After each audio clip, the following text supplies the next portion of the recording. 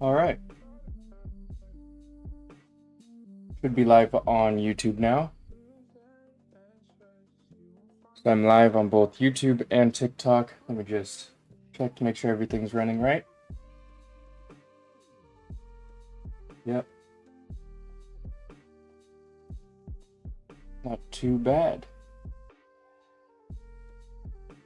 Hey David, how's it going? Just gonna wait to get started here for a couple minutes. Hopefully today's gonna be a pretty short day. I took a break yesterday, as you guys probably know. But in that previous stream, we got this entire chassis pretty much completed. There's only one thing left I have to do, maybe two things. But I'm gonna just put that aside for today and work on the emitter section of this. Looks like Rey's saber, Archie says from TikTok. It is. Both of them are Rey sabers. They're the most accurate Rey sabers. This one I just did an unboxing for. This one's weathered by Astoria Workshop. This one is weathered by Multiverse Props. Pretty cool. Hey Simon, hey Archer, welcome back. Like I was telling David, essentially what we're doing today is just... we're going to put the chassis aside since we got this finished. Pretty much, there's just a few things left I have to do. Like add the rods in here, properly glue down the positive section, or the positive tab, and then that's pretty much it. And today we're just going to be working on the emitter, so this hilt will then be able to work with the chassis. I did do something yesterday off camera, and that was just glue the soundboard in. I glued in the soundboard so that this fits in there. I also filed down like the edges of these sections a little bit so that there's no risk of accidentally touching the solder pads.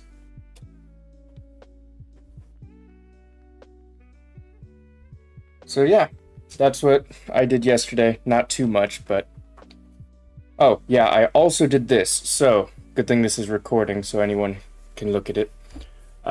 This button.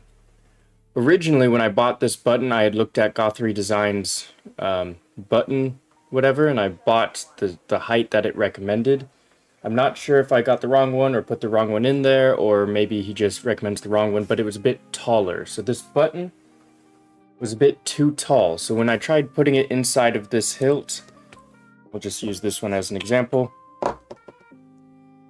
The button would get stuck on this screw here because it has to slide in, so it would get stuck. So what I ended up doing yesterday was I chopped it with some wire cutters and then some fine grit sandpaper. So you can barely tell that it's been cut, but yeah. I would recommend testing your... Why is there so much... Oh, OBS disconnected and reconnected. Weird. Hopefully you guys heard that. I'll say it again just in case, but yesterday not only did I glue in the soundboard, I also fixed the button because it was sticking out too much. I don't know whether Gothry Designs recommends a button that's a little too tall, because that's where I referenced to buy it, or maybe I just bought one that was too tall. But in any case, yesterday I chopped it with some wire cutters and then filed it down and then smoothed it out with some fine grit sandpaper. Yep.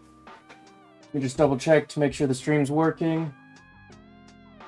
Looks good to me. Everything says we have good connection. So if you guys want to see my unboxing, I just posted it on both YouTube and TikTok in short form. This hilt here. Same hilt as this one, just weathered by Astoria Workshop. This one's Multiverse Props. So we're going to put these aside and start working on the emitter. Like I said before, we finished this the other day. Let me just show you one more time. Too bad you're not weathering it? Yeah. But also, I'm pretty okay with having it be unweathered just because that's what the customer wants and it's something new. So here we go. Fully working. Welcome. Core stability at 93.138%. ready. Core stability confirmed. Maintenance mode deactivated. Crystal core yielded.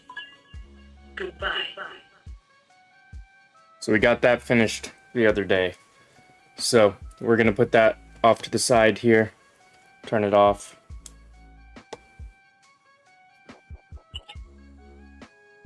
There we go. And then we're gonna work on the emitter. So what we need for that, we need a couple things. Let's see here. Oh yeah, and then I have to add red wires to the chassis later. But what we need is the emitter, NeoPixel connector, the rotary chassis PCB, the button. Maybe need one of these screws here, and we need this. I think we also need something else that didn't come out. This is a little lever. And then I also need a little, what do you call it? A metal rod. So I'm going to take one of the scraps that I have lying around here, and we're going to use that. All of this will make sense once I put it all together. Did I move the metal rods, or might have moved them? So hopefully today is going to be a little bit shorter than the previous streams. I'm going to try my best to keep it nice and short. All right.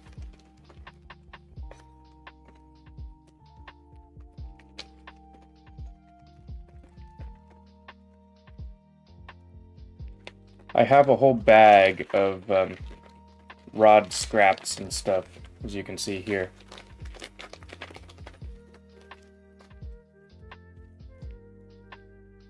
We're gonna need probably this guy. So this is the setup for the cogwheel button activation.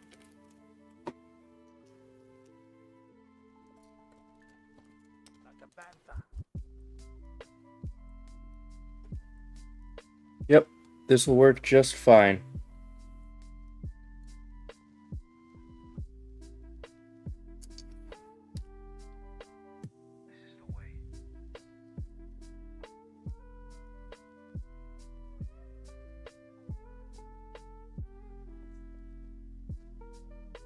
Chat disconnected. Why is my stream acting so weird today?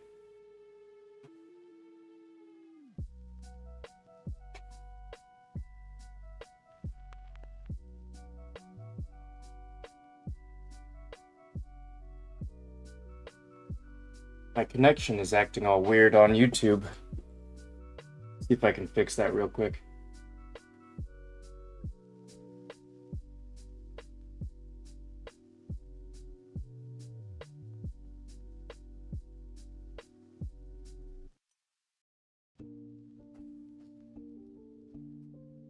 Bye.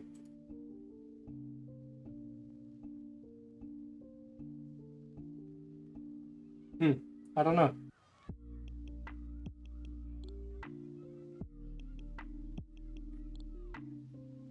Is there a way to refresh the stream?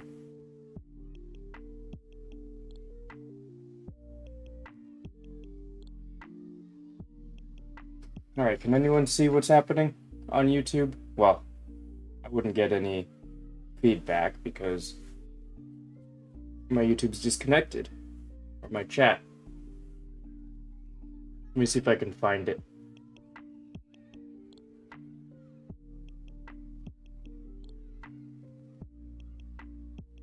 I think my internet's being weird.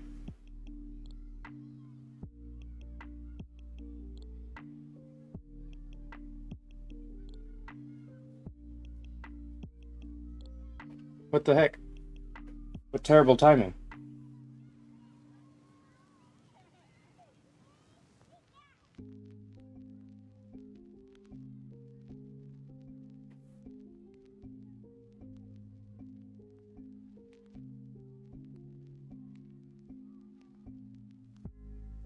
Maybe my laptop is just having difficulty here.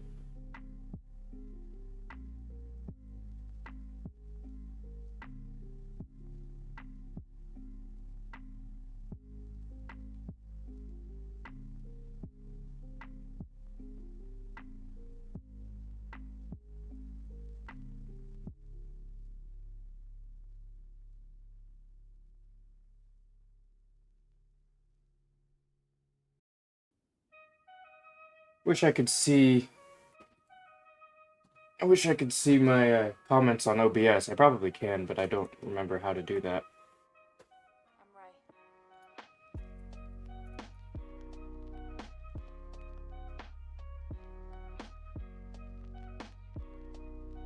Rey. Did that work? Huh. Yeah, that's weird. My internet's not working.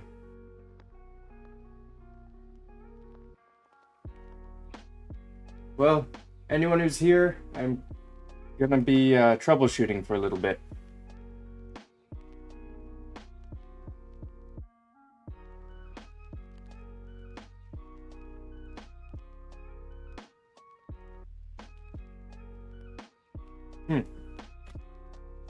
I have internet on my phone. It's not on anything else, I guess.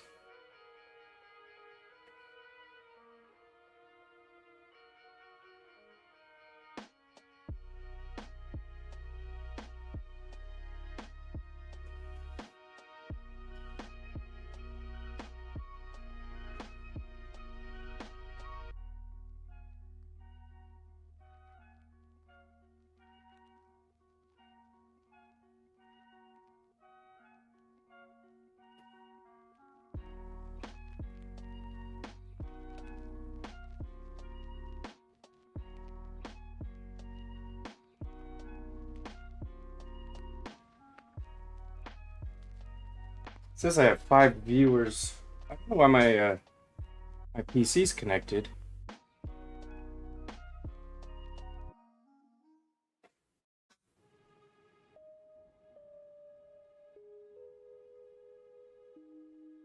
I guess this is how my stream is gonna last as long as the previous ones.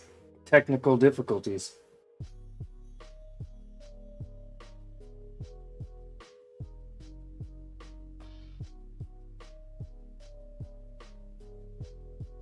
Maybe need to restart my my laptop here.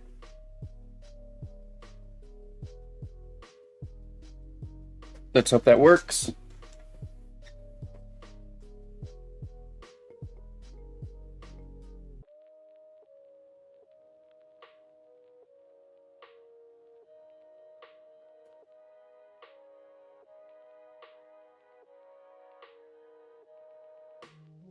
There has to be a way to see the YouTube comments on OBS here.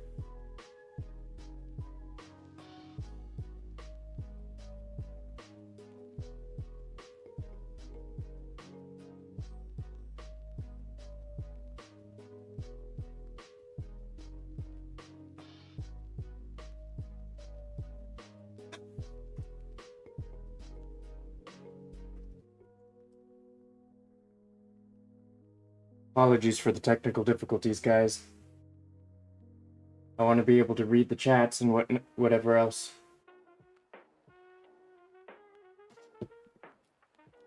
I'll just lay out all the parts here for you guys. This resistance.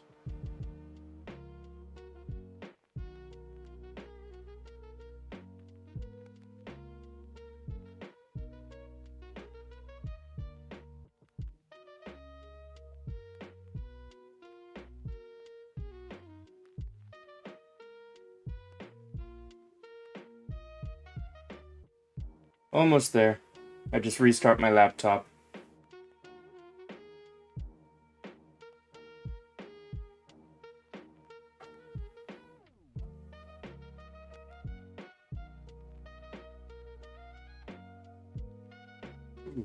Okay. There we go. Things are working now. At least they seem to be. Perfect. Wow, okay, so... let me catch up on the chats here.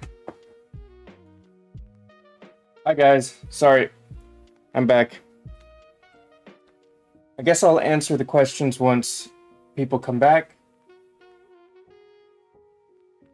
But yeah, Chaz on TikTok says that saber's cool. Thank you. This is, well, I don't know if I should say thank you, because I didn't make it. This is from the Saber Armory. It's the most accurate Rey lightsaber ever made, and weathered by Astoria Workshop, so it just looks phenomenal. I put this together, though, didn't design it. Built it past few days, I guess. So, once, I guess, YouTube chat comes back, I'll answer the questions that backed up here. David, Archer, and Simon, are you guys here? Eagle Eye Productions LLC was here. I don't know if they're still here. Let me know if you guys are here, because I have the chat open now. Just had to restart my computer because it was all messed up.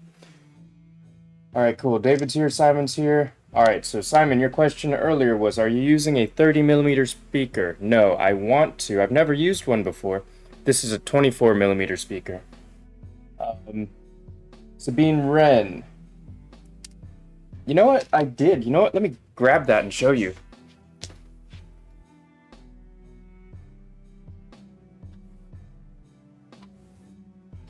Is this the one you're talking about? I made this a while ago when KR Sabers released this hilt. This one's the most accurate Sabine Wren. I have an unboxing. I should probably edit that and post it and whatnot. But it has a 3-button setup, which is pretty cool. Just a basic chassis. I was thinking of putting a master chassis in it, but it costs some money and I don't really want to deal with that right now. So I just set it up with a basic chassis from Saber Bay a little bit ago. I'm trying to remember how this works. How do I take it out?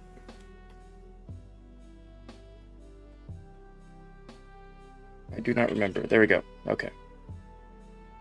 See, just a basic chassis, Profi 3.9, I think. This might have been my first Profi V3 install. Yeah, I just threw it together so that it could work, but it has a 3-button setup, which is pretty fun. I didn't make it do anything crazy, just some normal stuff. The buttons are here, here, and here, which is really cool. So yeah, this is also weathered by Astoria Workshop. I'm thinking of selling it. I think I actually have it up on my website for sale. No one's bought it yet. So I guess I have it around for however long it lasts. One of these days I'll make a video about it, and hopefully someone will buy it. Because I don't really need it in my collection right now. And it works. It's pretty great. Anyways, let's just get started here. That'll make life pretty easy.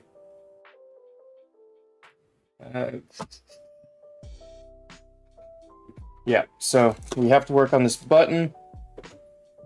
The first things I'm going to do is set up the rotary chassis PCB and the NeoPixel connector and set those pins up. So let's just put these away. I do not know if this will work. I don't remember how this all works.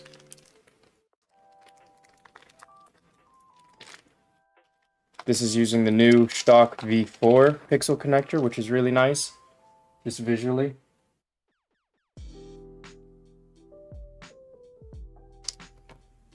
It's exactly the same as the V3, except it has some extra visual elements to make it look nice.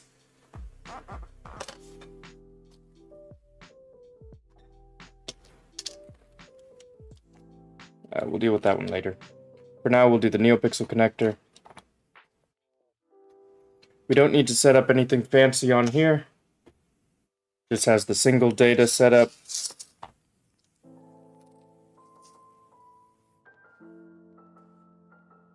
Where are my tweezers? There we go. So how have you guys been? Looks like I have 7 of you on YouTube, which is pretty nice. How was your weekend? Because I know it's Monday right now.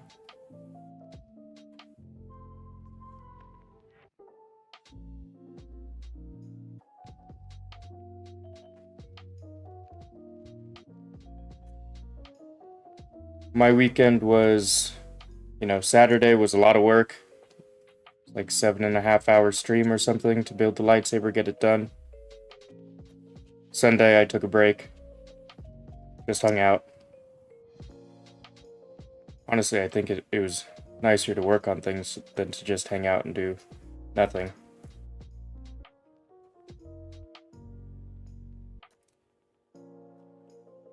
Am I missing a pin?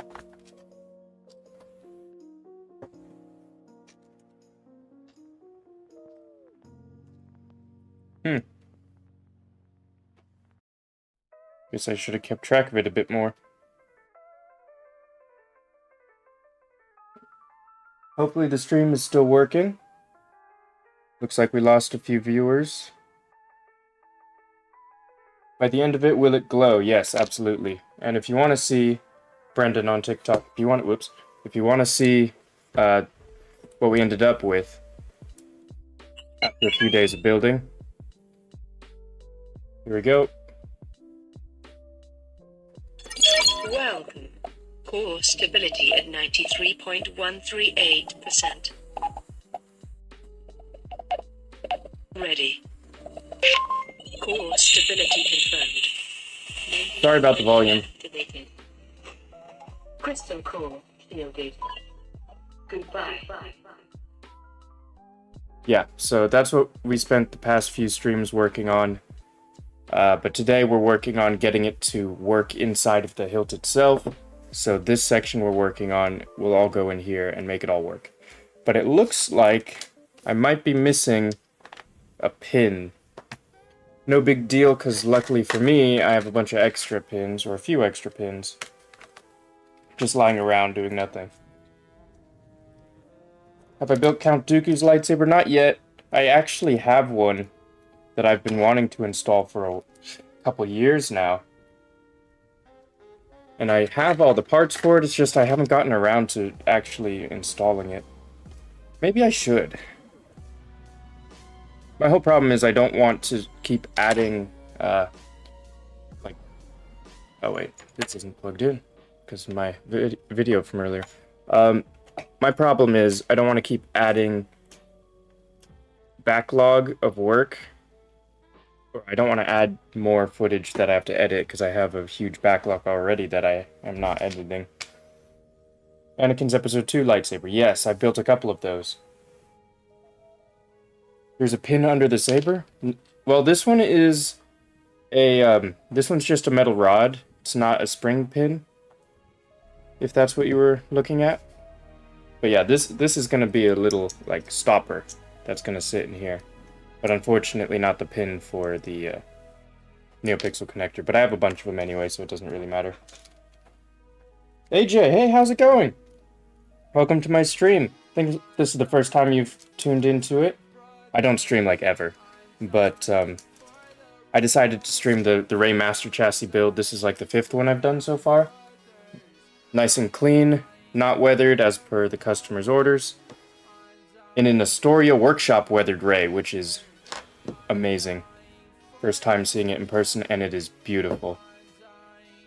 So yeah, it's taken me a lot longer than usual or my past Rey builds. I don't know why. Maybe it's because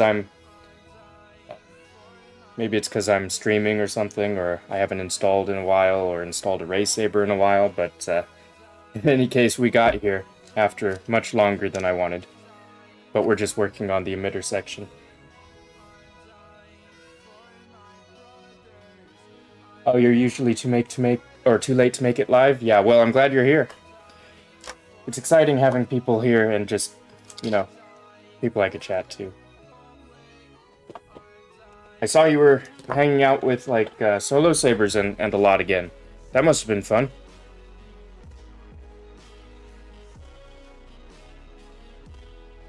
I'm pretty sure I saw a picture of you in their hangout photos on Facebook. Eagle Eye Productions LLC on YouTube says, do you usually remove the R1 resistor on the NeoPixel connector? Let's have a look. Which one are you talking about? That one? It depends on my setup, because I believe if you remove that one, it unlocks the one of the other versions where it's like you could independently address the LEDs. I like to do it when I can, but on this build in particular, we only have one data line, because the other data line I'm occupying with blade detection. I could have it be in series, where these pixels are basically an extension of the blade, but I don't know, that's not really useful to me right now. So For this build in particular, I'm just leaving it as the normal setup it comes with both resistors on it. Yeah, you do a group trip every year. This year you went to Gatlinburg in Tennessee. That's awesome. That's really cool.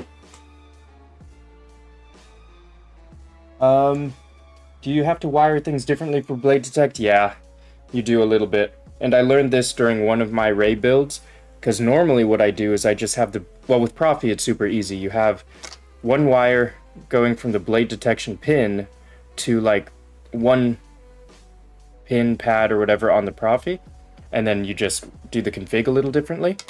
But with CFX, you have to have a resistor in there, and then have that resistor attached to like the 3.3 volt pad on the soundboard, and then the other one attached to like the pad that's labeled 1. Forgot what the purpose of that pad is. And then you have to have that wire going to the blade detection pin. It's weird. If you look at the manual, it'll kind of show you a little bit, but it's a little annoying.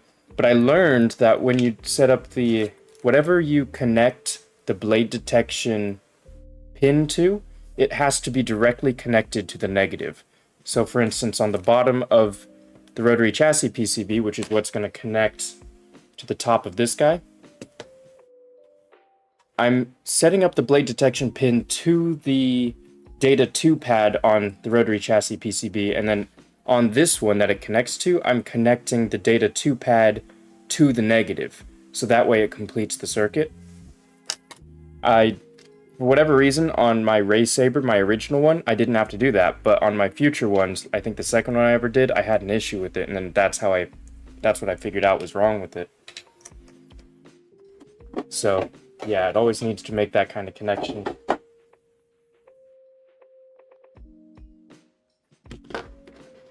Yeah, it is pretty weird, the whole setup for Crystal Focus, but one of these days, hopefully sometime soon, I'm going to be working on a chassis with a multiple stage connection, which is what I've always wanted to do. I'm currently working on a MHS build to try and get a somewhat custom hilt for myself. And then I want to work on learning how to design chassis properly. Like, you know how Tim from Tearfon Orbital uses his iPad and Shaper 3D? It looks awesome what he comes up with, and it looks like a really nice workflow and design stage or whatever. So I'm working on getting an iPad and trying out the Shaper 3D thing, and then I'm going to teach myself how to use it, which is going to be great.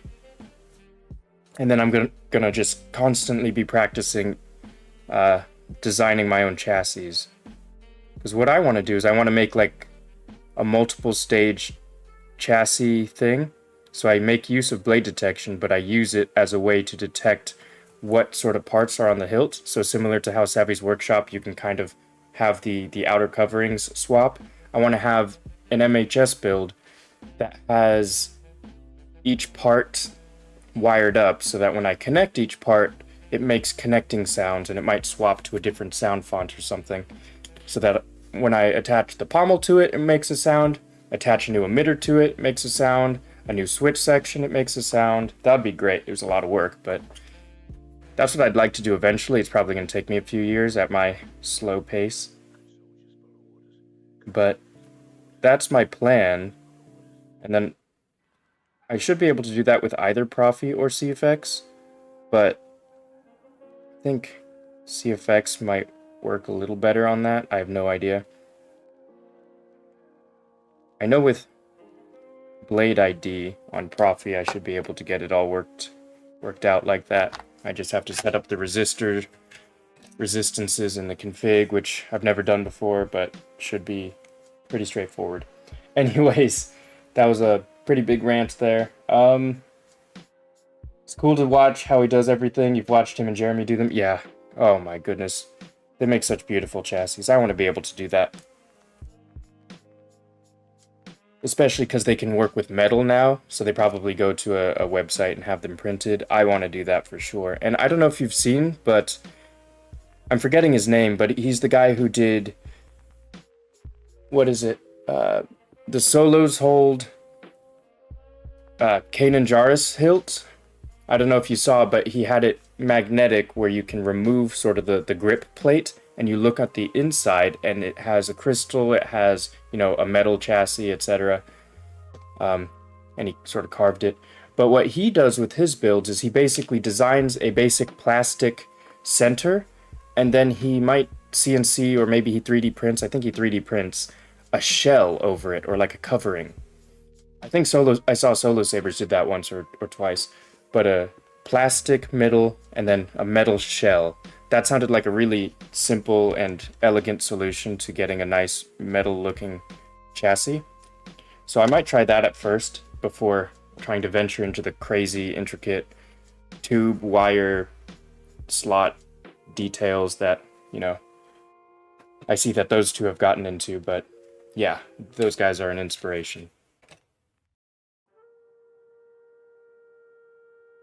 You're not 100% sure who that is at the top of your head? I think his first name is Gary, but I don't remember what his... Oh, Peacekeeper's Armory. There we go. That's what his work title is. Alright. Should be good. Just make sure all of this works.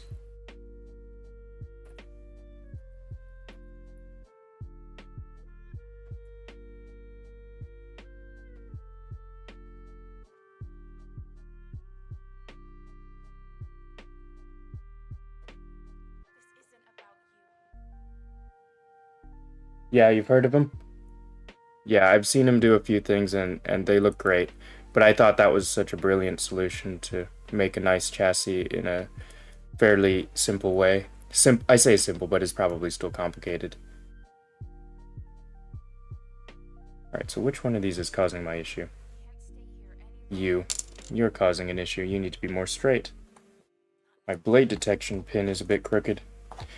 Yeah, working with long pins is a little annoying because they can get a bit crooked sometimes.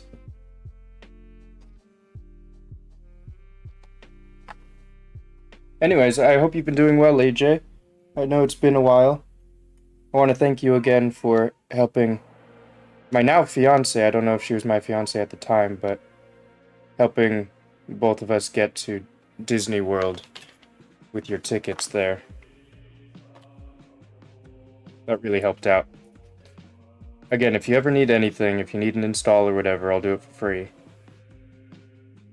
Absolutely for free. Just send me whatever you want. Although I know you've got you've got friends who can probably do things way better than I can. But still, the offer's on the table.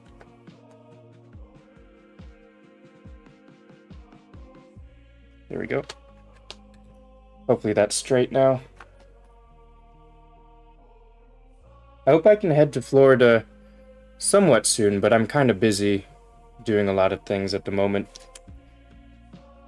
Finances are a bit tight.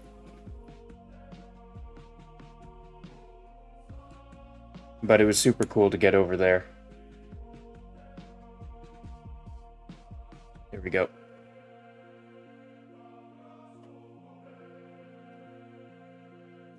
Okay. So now we have the NeoPixel connector set up.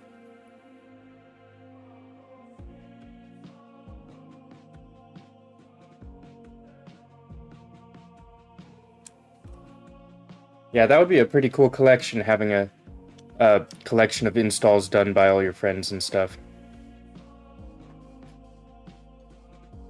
I think that would make it more special, because my collection right now is pretty much just full of things that I've made myself. There might be one or two that I didn't.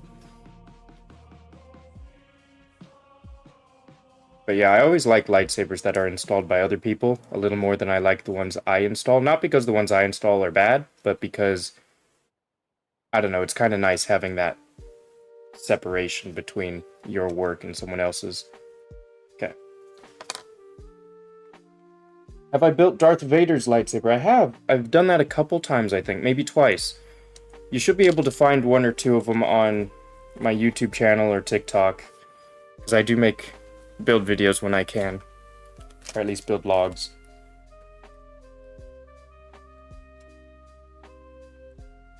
Pretty much everything you have is your own, except one you got in a trade? Yeah. What kind of lightsabers do you have in your collection right now? Mine have kind of grown and changed a bit.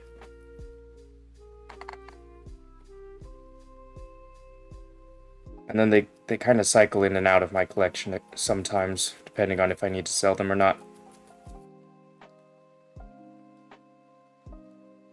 Oh, and I'll show you the MB sabers. I'll show you the MB sabers lightsaber I just finished.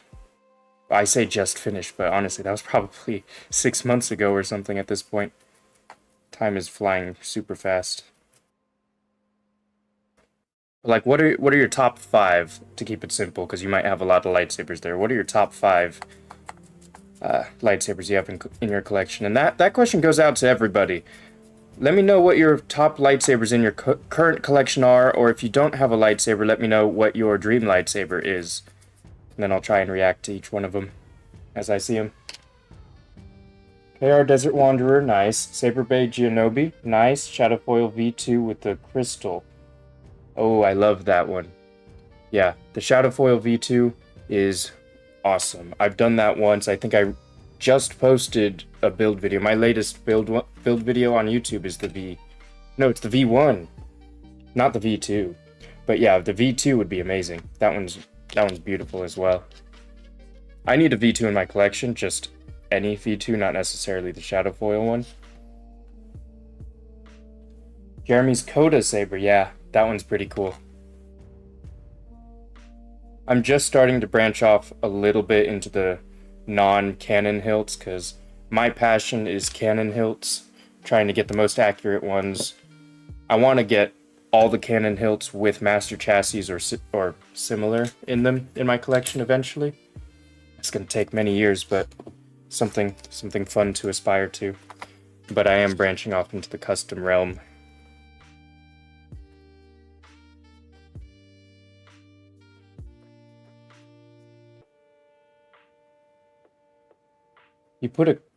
Tim put a crystal in the spot usually used for an LED strip. And you want to do that as well? You'll have to send me a picture of that so I can kind of get a visual.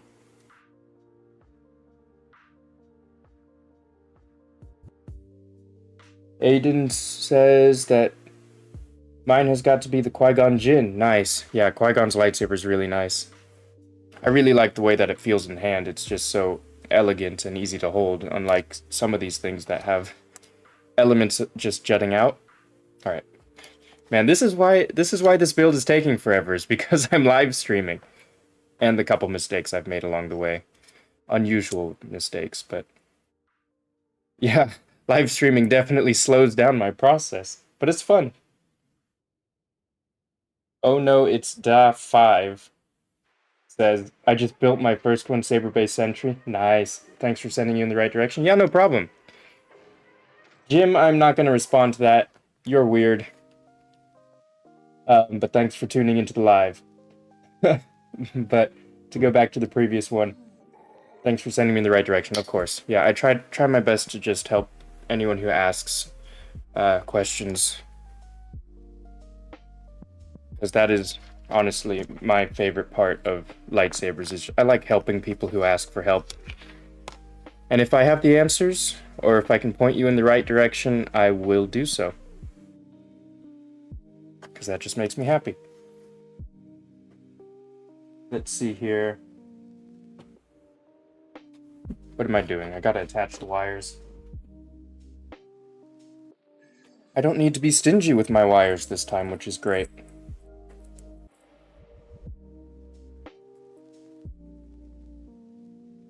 But maybe I still will.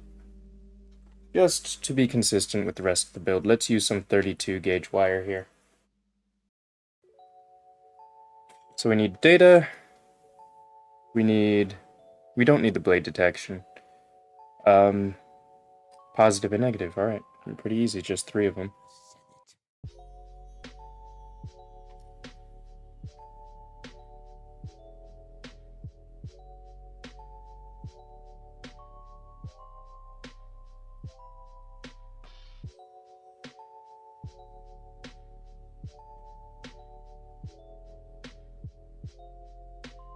Alright, should be good enough. Do that. 8 people on TikTok. Wow, so many. Welcome. I'm just finishing off this lightsaber here. Well, almost finishing it off. I have to do the most annoying part of the Rey Saber last, which is cutting the smallest tubes ever and sticking them in all these holes here. Nightmare. Especially because I like having the tubes be clear and not pinched or whatever so you can see through. And that means a whole lot of extra work and a whole lot of extra sanding down. But I think it's worth it in the end. It looks quite nice, the tiny detail.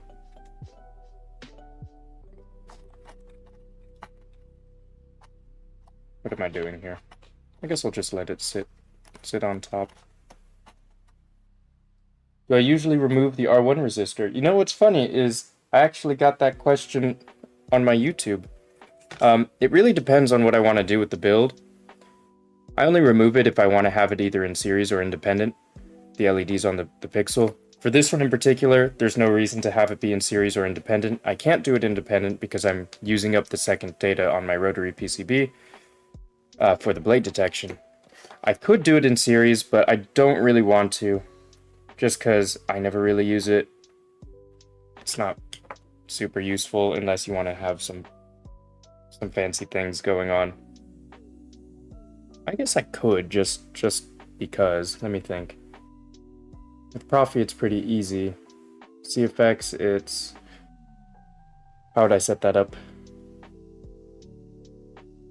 Oh, that would be with the graphics effects and stuff. I could. Should I? Yeah. You know what? I will. Just because. I'm gonna go all the way with this anyway, so let's have it be in series, just to allow this person the option. Let me see, where do I have to go? I have to go to...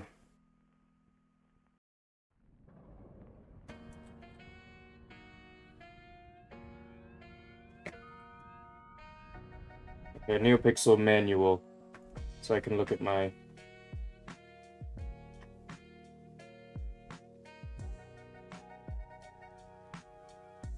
NPXLV4.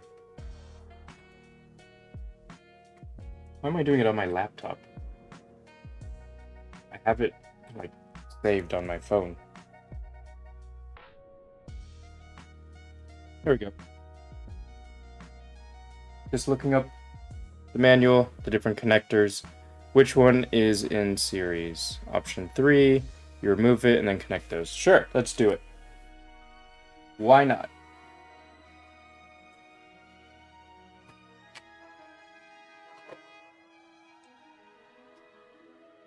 Let's just remove it. You know, I have been saving these resistors every time I remove them, but honestly, I never do anything with them, so I'm just gonna throw it out.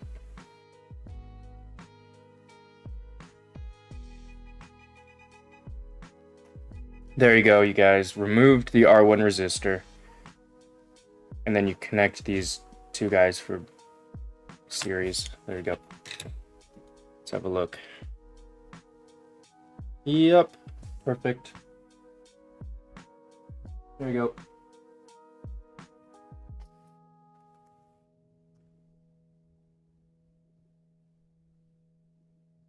So this one's going to be the data. Where do I attach the data on here? The normal spot? Cool. I think since this is hopefully going to be a pretty short live stream, because all I want to do on this one is just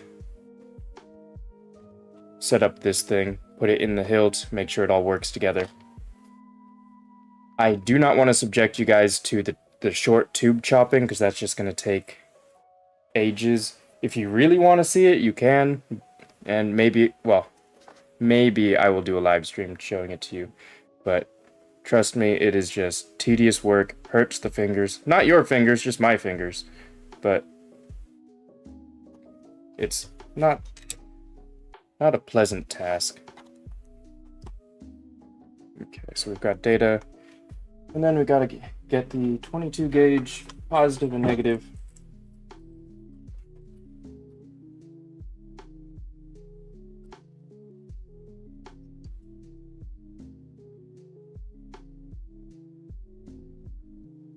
I had so much trouble with this chassis section set up on my first ever build of this. I do not know why.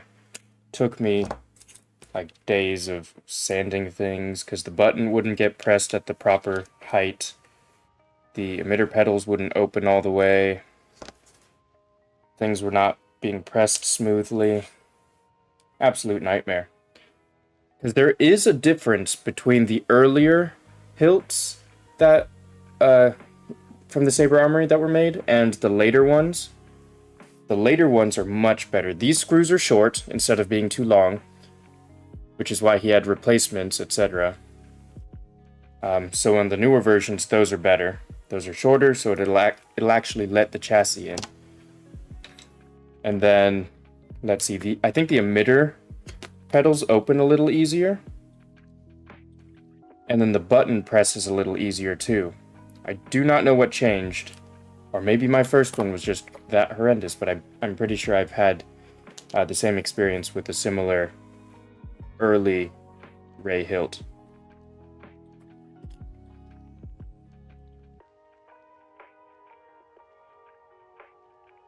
No, which way do I want it to face? This way? Sure.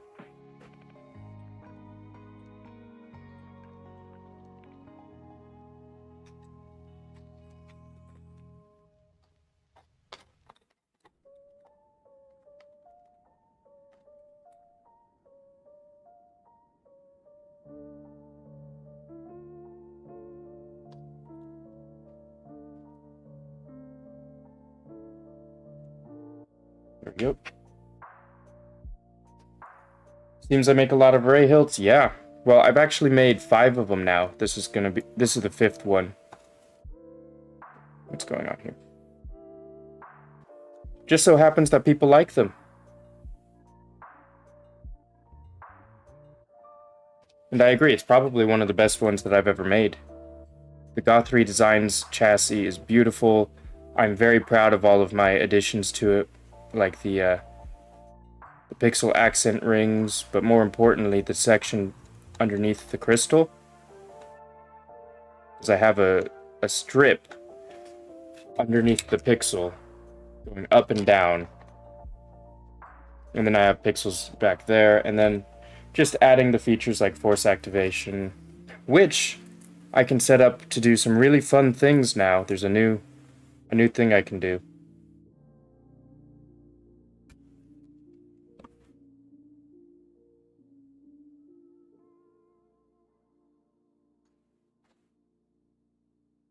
There we go. I don't know if you remember, but a few years ago we almost did a collab using your lightsabers. I think I remember that. That was a long time ago. Like, years ago. What's my favorite lightsaber in my collection? That would be my MB Sabers Metal Master in my vintage Graflex. That one is my favorite just because it's the nicest. It's probably a culmination of everything I've done in my lightsaber install career so far. So I'm pretty proud of that. Other than that, my favorite would probably have to be my RO lightsabers, Ram Koda, that I got. That was my first ever lightsaber. My mom got it for me for Christmas in like 2016. Ro lightsabers makes really beautiful hilts, but chassis, but we didn't get a fancy chassis. We just got just the hilt. And it had a single LED. Not even like a tri-cree LED in the hilt. It was a single green LED.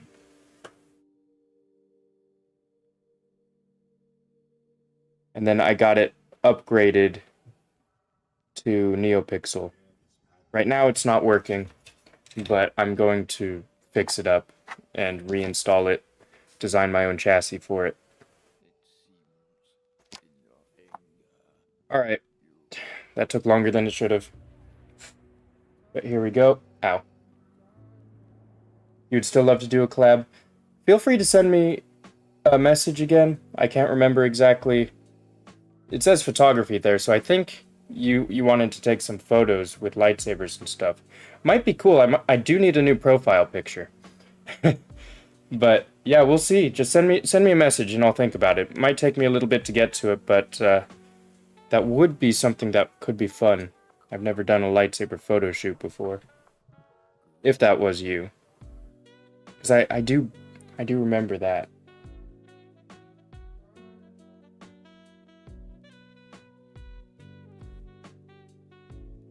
But send me another message on Instagram. I think my new one, the official.Avery Castillo. That's the one where I'm trying to keep all my lightsaber things. Alright, cool. Now we'll just do this. You're trying to design your own chassis for your US Dark Prophecy. What's US again? Is that Ultra Sabers? Ultra Sabers has a crazy reputation in the custom lightsaber community. That's for sure. You're having trouble with your NeoPixel from Padawan Outpost. The audio still works, but it won't light. Sounds like the data line might have broken or something. Do you have another blade you can try it with? Because if you have two blades, you can try putting in your other blade in the hilt to see if it's a blade issue or a hilt issue.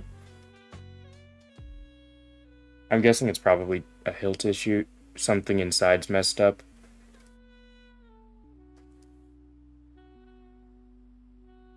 Only one blade? Yeah, okay. So, I guess you can't really test it. I've never been so lonesome in my life. If you guys stick around to the end of the...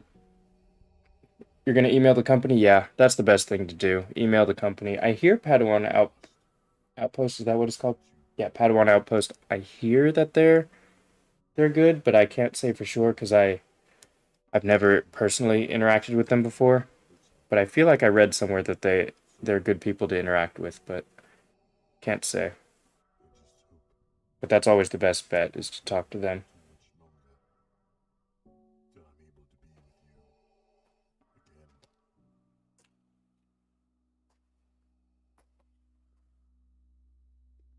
I wonder if your feelings on this matter are clear, Lord Vader.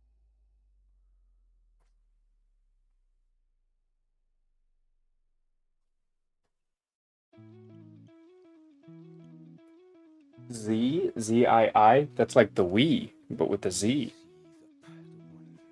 Hello. Welcome to the TikTok Live. I'm gonna put this over here, I guess.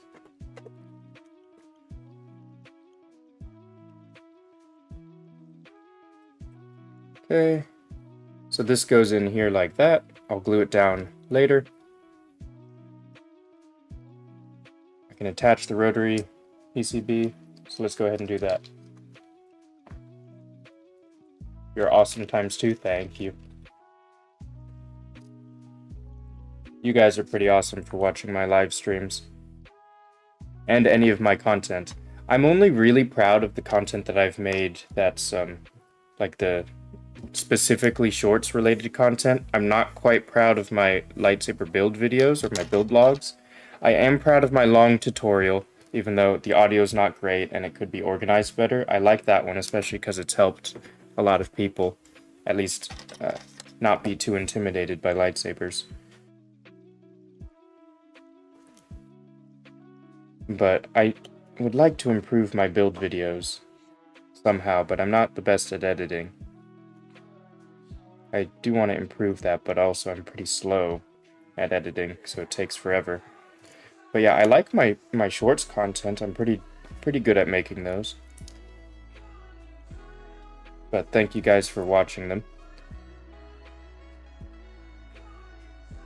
Never thought I'd be making so many lightsabers for people, or even making videos on like social media, or that people would watch them, or that I'd have so many followers on like TikTok, even YouTube. YouTube's like 37,000, 38 right now.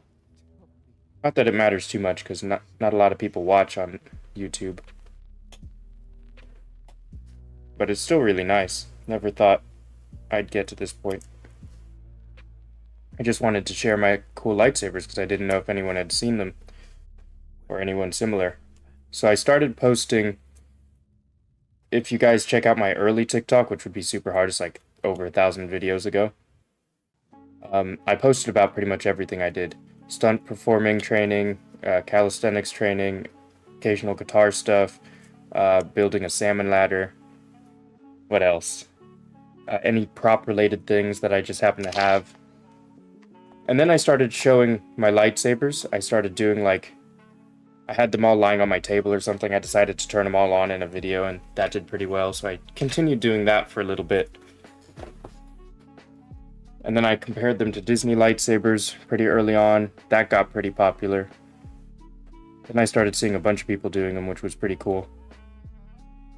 And then I started building the NeoPixel lightsabers on camera and recording them. That did really well. And I honestly think one of my early videos that did really well was my Force Activation Cal Kestis lightsaber. I don't know if you guys have seen that video in particular, but that did pretty well. It was really hard for me to break into having a lot of views on a video, so I kept at it, posted multiple times a day, and then it sort of just devolved into making all my content about lightsabers, which, hey, I'm not complaining. I like lightsabers. Lightsabers are awesome. But yeah, pretty crazy how it all ended up. So thank you all for subscribing or following and being a part of the journey. No matter if you came here earlier or later. You need to find someone in your area that's into building lightsabers. Yeah, you know, or you can make videos online like I do. Just post about them, show them off, and then you'll make some friends. Do you have any Ahsoka Tano lightsabers? I don't have any, but I've made them before. I've made both the Clone Wars version and the Rebels version. The Rebels, I made a Master Chassis. I do have photos that I want to put on my Instagram. I just am terrible at social media, so I just have not posted in a long time.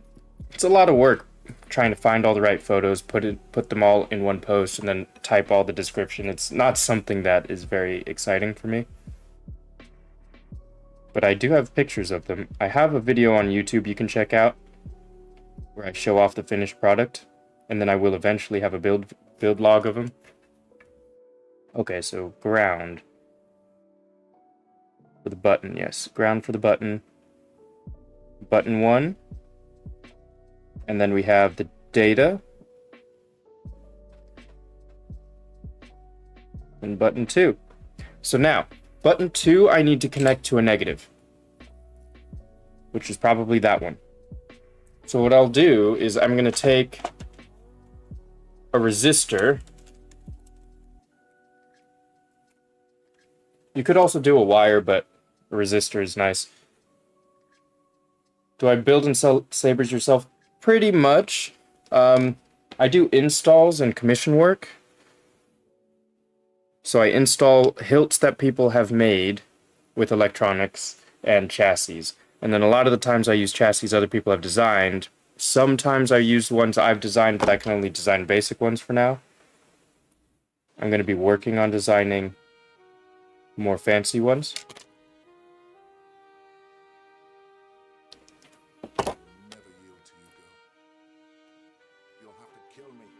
You need to send your Rey saber to me still. Do you have one of the Rey Scavengers? I feel like I recognize your name, Nathan. You've reached out to me before, right? I apologize if I'm misremembering. I'm not very good at remembering people's names, especially when I get a lot of messages and stuff, and if it's been a long time. Just like in real life or whatever. It's hard for me to remember names. For whatever reason, it's just in one ear, out another. You emailed like a year ago? Yeah. Yeah, no worries about like timeline or anything. I get people who message me wanting a build, and then it never happens, but then it comes back a year later. It really doesn't bother me at all, so whenever you're ready, just feel free to reach out again. I understand life is There's a lot of things that pop up in life. Lightsabers are not a huge priority, etc. But I'm always going to be here for whenever you want any kind of install done or anything like that. And I've built this Rey Saber 5 times now, this Master Chassis. I would say it gets easier each time, but as evidenced by this build, it does not get easier each time, especially if there's a lot of time in between your builds.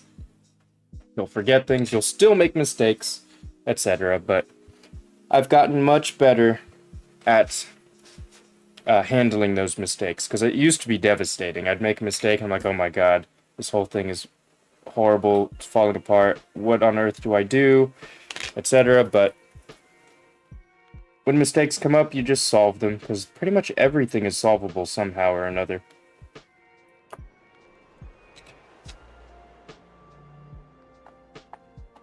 You have about a dozen sabers, but you've installed none? Nice. That sounds about right. You buy the hilts with the plan to have them installed eventually. I have 100% done that. I've just, like, if I don't install lightsabers for people, if I never made these videos, didn't install lightsabers for people, 1, I wouldn't have as many hilts. 2, I'd have, like, 2 lightsabers installed, because it takes money and time to install them. I just never get around to them. So I would have just a collection of empty hilts with the expectation that one day I'm going to have them installed. So I don't think that's particularly unusual. It's just kind of how lightsabers go, from what I've found. Let's see here. So I have the blade detection set up to the negative. Yep.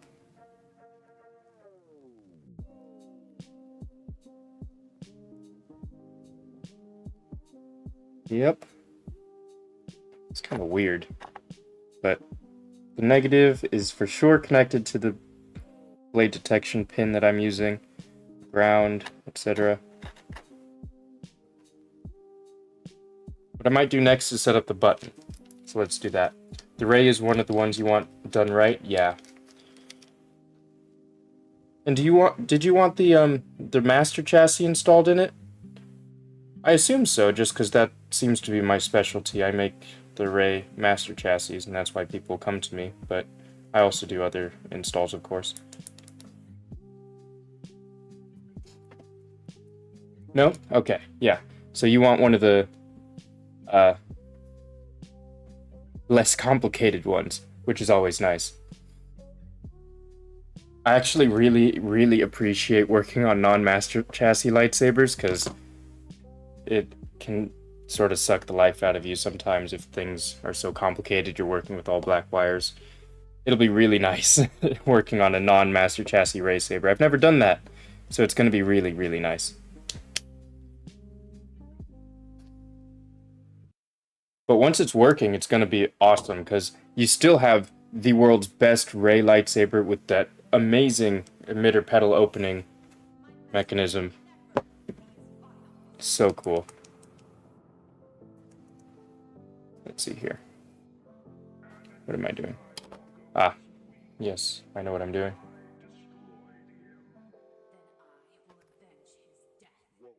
What am I doing? Where am I? Here, you guys can look at the 2 different chassis here. So this is the first one I ever made. I call it my prototype, my experiment. This one's the one I just made. And as you can see, my customer wanted it to be clean, unweathered, so you can kind of see the difference between them. You'll probably do your Thrawn Hunters yourself eventually. Yeah, the Thrawn Hunters are amazing. I really like how they are. I've done it once. I made the Master Chassis for it. I really like the Master Chassis for those ones. That might be top 2 Master Chassis, maybe top 3. Just because of the how flat it is. It looks like it's all built in. It's such a nice one. It's kind of a curse being able to work on so many hilts and stuff, because you realize which ones are really awesome. which ones you want in your own collection, but then you have to give them back to the customer, and then you never end up getting it yourself because, you know, if you buy every lightsaber that you think is awesome when you have it in hand to install, then you're just gonna be broke.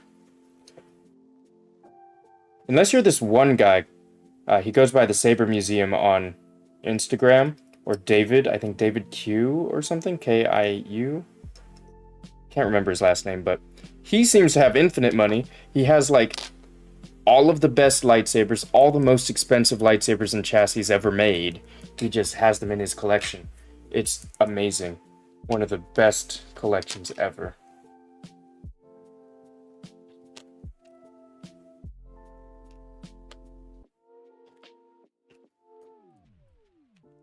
Okay, so I cut the legs off of this button here and shortened these ones.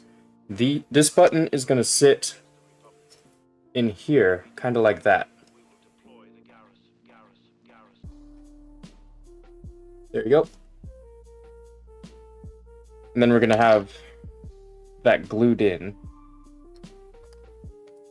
So let's go ahead and do that.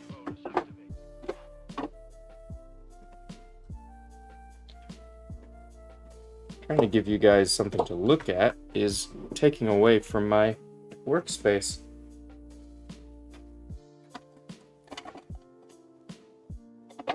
Here we go.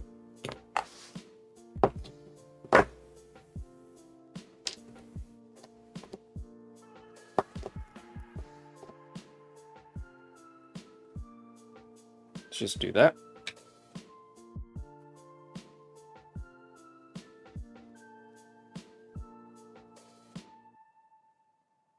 There we go.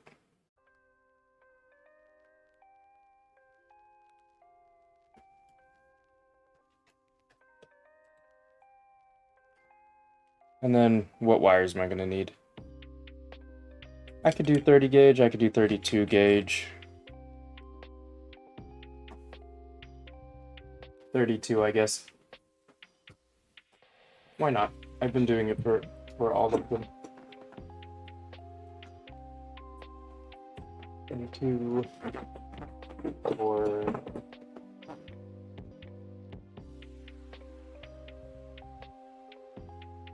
and it's gonna be the button.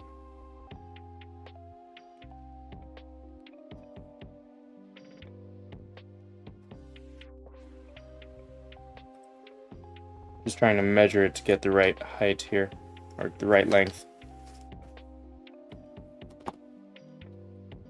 2 of these.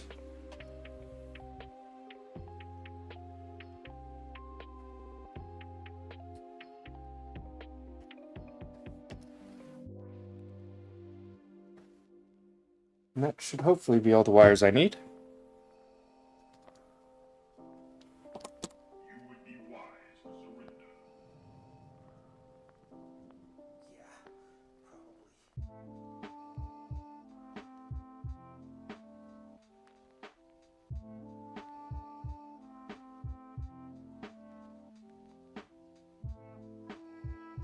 Nice, easy stream today.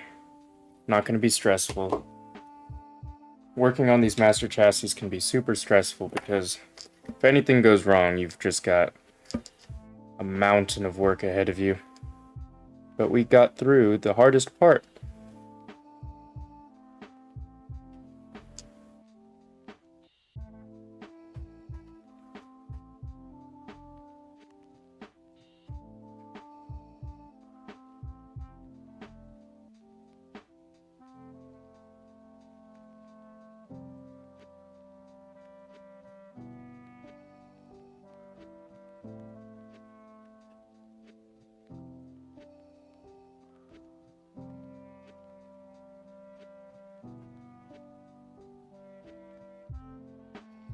Okay, how's that? Is that good? No, I don't like it. It's ugly. I do not like ugly solder.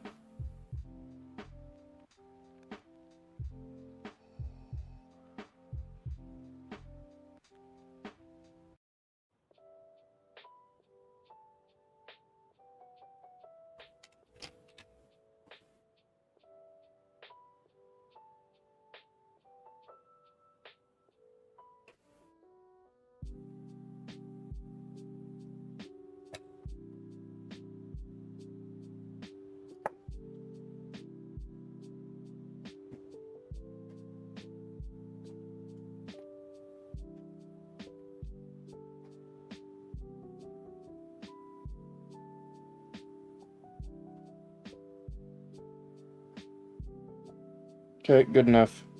Let's add some heat shrink to it. Whatever. Salvador Carril 13 followed the host. Thank you for following. I appreciate it. I'm curious, does a message pop up on stream when someone follows? I feel like it's supposed to, but I don't know. Heat shrink, heat shrink, heat shrink, yes. There we go.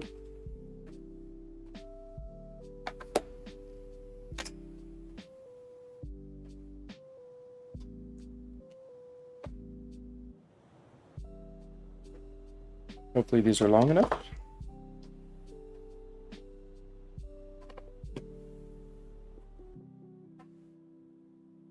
Yep, perfect size.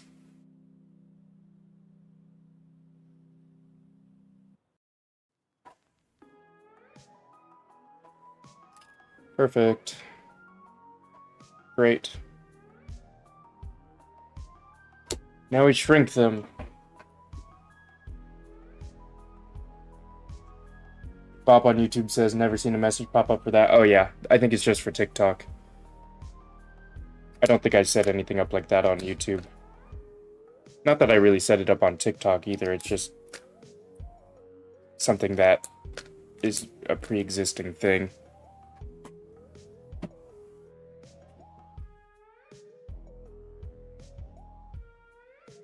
Who knows, if I decide I'd like to stream more often, maybe I will learn how to do more stream-related things. Alright, so we have the button set up. Oh wait, I should label these before I forget.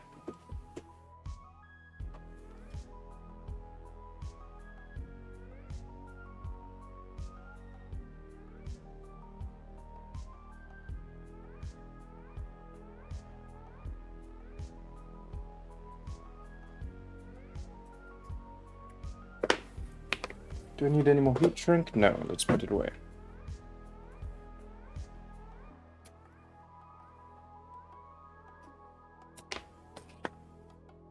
Okay, so which one is positive?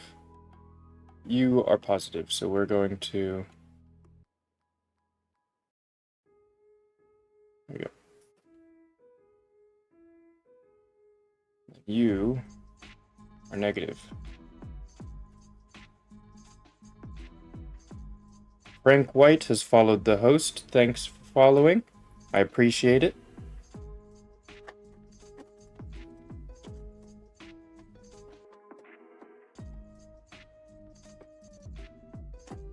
You just pulled up the YouTube live on TV. Great to see on a bigger screen, just lagged a little bit. So you keep the phone going as well. Cool. That's very cool.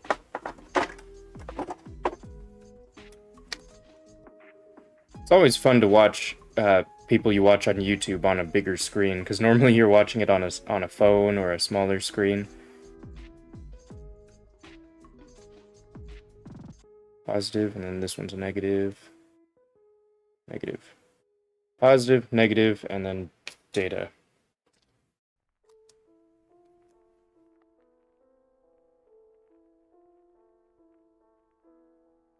Please tell you the saber's red. The saber is any color you want it to be. Canonically, this is set up to be yellow because it's Rey's saber from the end of episode 9. However, it can change to any color you want. Okay, and then we're gonna do this data. I'll glue this in later. But here we are. You got a scavenger too? Nice. It is the best. The best Rey saber possible, and one of the best hilts I think ever made, just because of the really amazing engineering that went into it.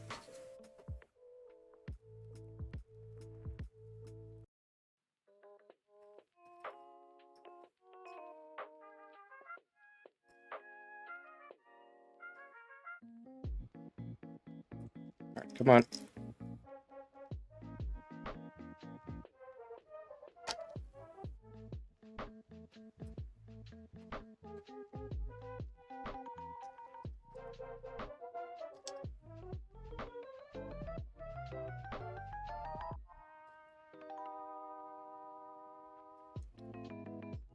Alright, so that's going to be like that. And then I need the wires to drop down. Like that. Nice and easy. Perfect. Alright, time for a little water break.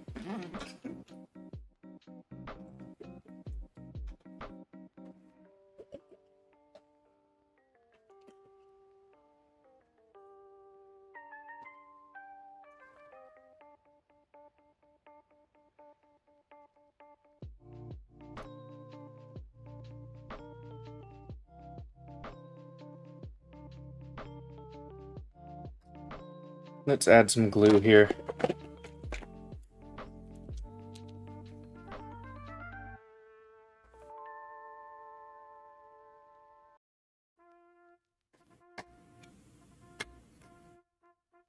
Misfit Vernell, you just lost your Padme, you're not okay? I get that, I understand, I can relate. I've been that way before. Not a nice place to be. And you'll probably have been told this many times, but there's gonna be someone out there for you. And if they're not here with you now, then they're not meant to be with you. You'll find someone who wants to be with you. They're the ones who will stay, the ones who want to make it work. The most important thing is to just keep yourself busy. Just keep yourself busy. Keep your mind off of her. And try to improve yourself. That's literally the only and best advice I can give you, is just focus on doing all the things you've wanted to do. Good, healthy things, not unhealthy things. For me, I got into boxing. I started working more. I started swimming more. I was working on trying to increase the amount of money I had in my bank account by working more.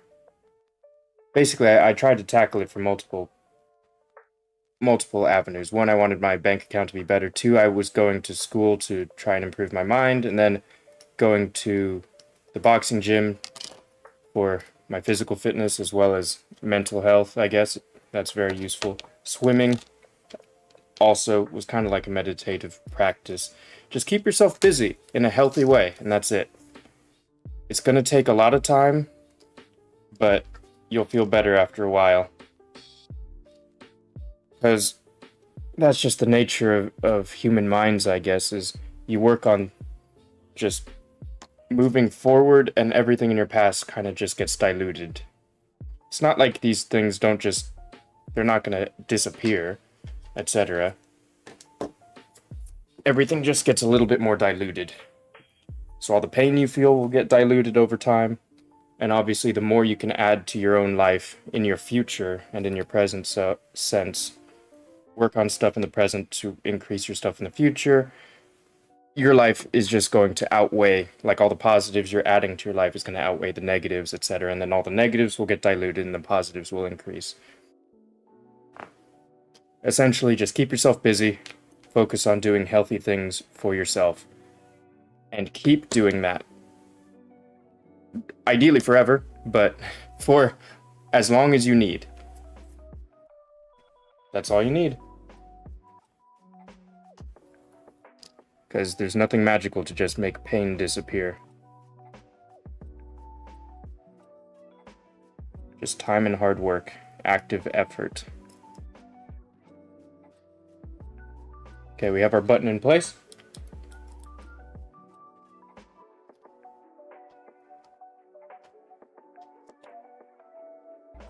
Ah, yes, magnets. Weird.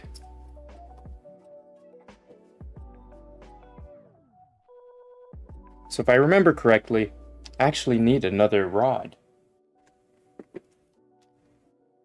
Man. Oh, I found my pin! The one I was missing earlier. It was just hiding away over here on the left. Oh, right, and also lightsabers help. Lightsabers help a lot. Have hobbies.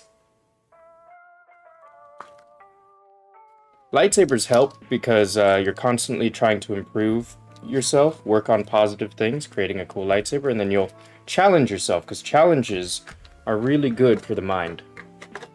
And for human beings, I guess. You want to have these kinds of challenges that you can work on and slowly improve and overcome. Adds a lot to yourself.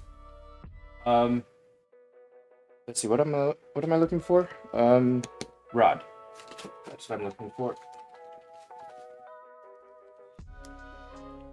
If you were in Star Wars, what side would you lean towards? I guess you'd call it the light side. I don't consider them the light and the dark side. I don't know how that even happened.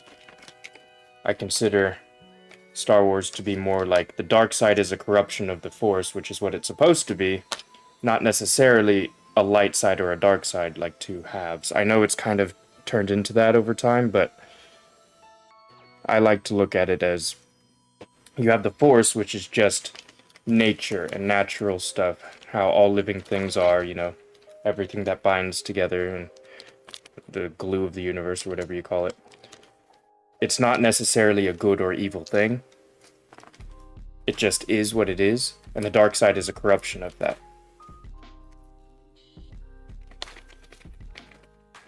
So I don't really see it as really the light side or the dark side, because if you look at it as the light side or dark side, you'd be wrong in my view of how all this works.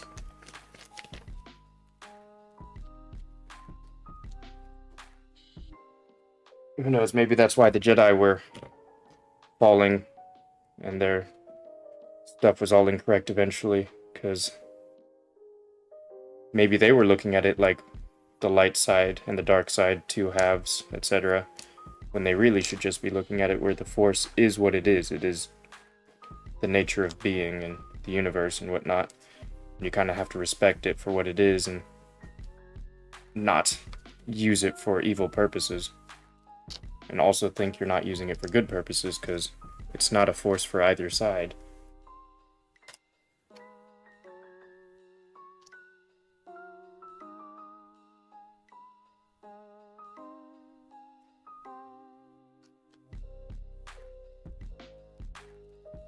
At least you didn't find that pin in the bottom of your foot like I found at my AR D10. Pin in the foot sounds bad. Yeah. Sounds very bad. But also, at least you don't have a chronic injury. I have a chronic injury from my time as a gymnast. It's kind of crippled me throughout. I wouldn't say crippled, but it's made my life really difficult. Etc. So you can at least be thankful for that. Try to avoid injuries, etc. And do your best to recover immediately. Don't drag them on. Lightsaber, I barely know her. Funny. Oh, the pin. the pin, the spring pin. I'm reading that really late. Yeah, the spring pin didn't find at the bottom of my foot. Like your ARD-10. I don't know what an ARD-10 is. Is that a part for a gun? Maybe. In the bottom of your foot. Sheesh. Yeah, it's not a real pin, like a sharp one. It's a spring pin, so it's just springy. I want to sand these. These are too sharp.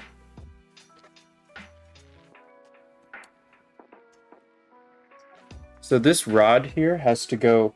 It's basically acting as a pivot point for this, which is a button pressy thing. Oh, right. I need to show you guys like that. Ta-da!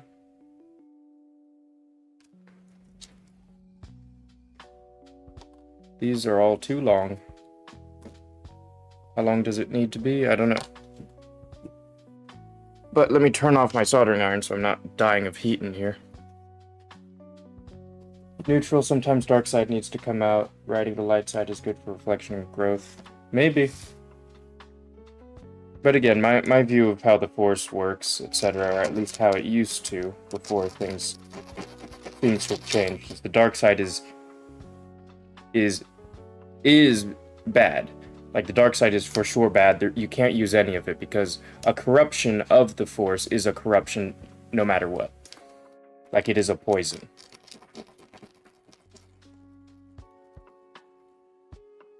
So there is no using a little bit of the dark side, etc.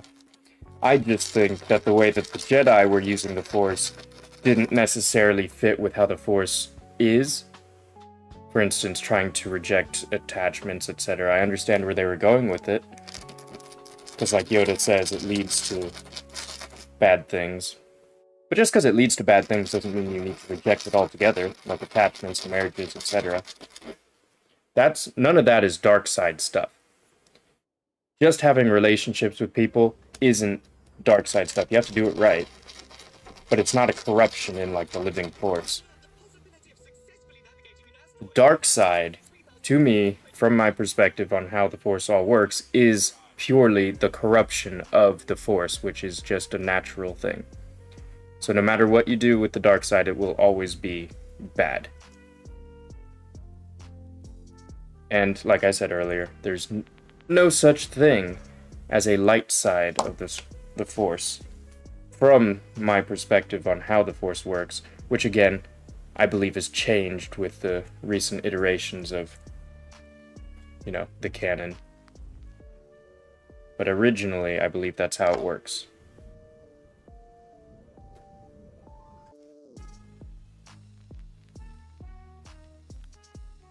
And reducing it to something like the light and dark side significantly depreciates its value,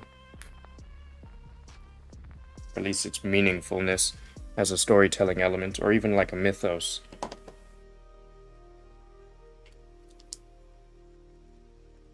Because having a light and dark side is such a, like, yeah, it's a sort of basic thing, but that's not what it is. If you're trying to have it be a little bit more than just a good and bad.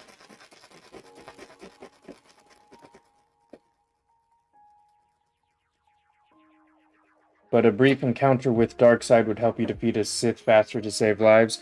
Sure, yeah, but that's at the sacrifice of your own well-being.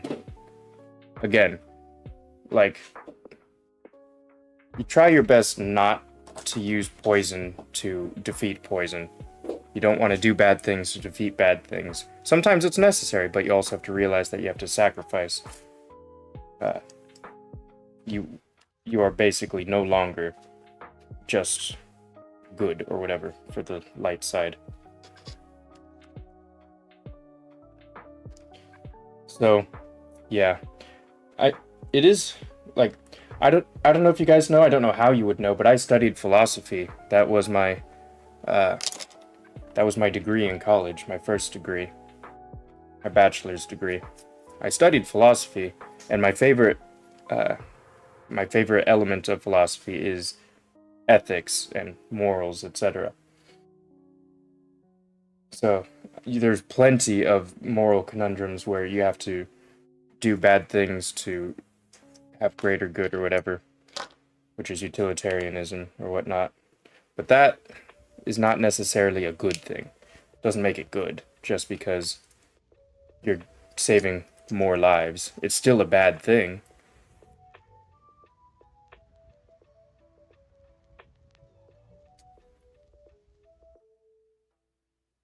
Okay, where we go.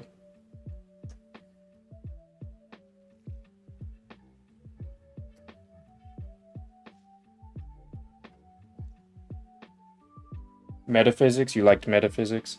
Yeah, I liked morals and ethics. Metaphysics is cool too, though.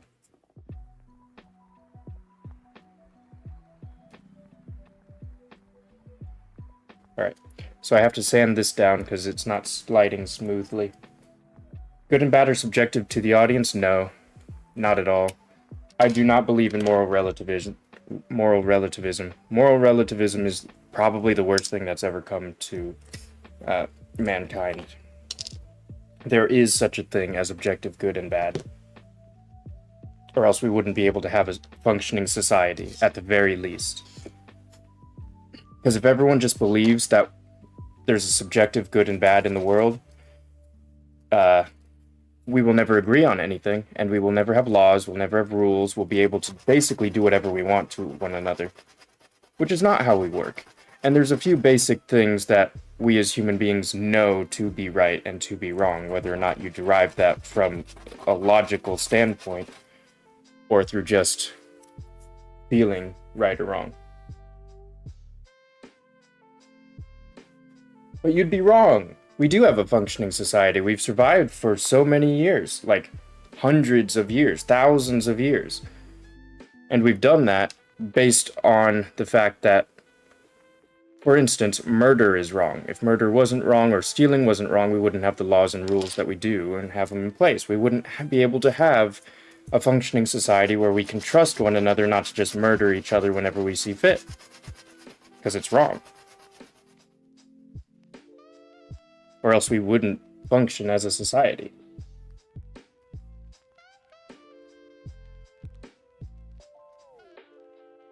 So moral relativism is one of the great evils, in my opinion, of the human world. Like, it is wrong. We cannot just have not objective truth.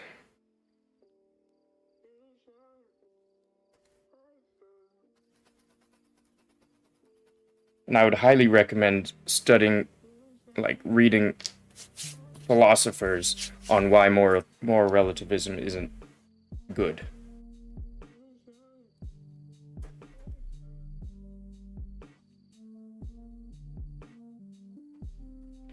And also, if we bring it back to a storytelling perspective, the greatest stories ever told are great because they speak to an underlying truth on human nature or the way that the world or the universe works. Like Lord of the Rings. Good and bad is a objective good and evil, and brotherhood, etc. Star Wars is great because it has that. It speaks to the innate nature of human beings.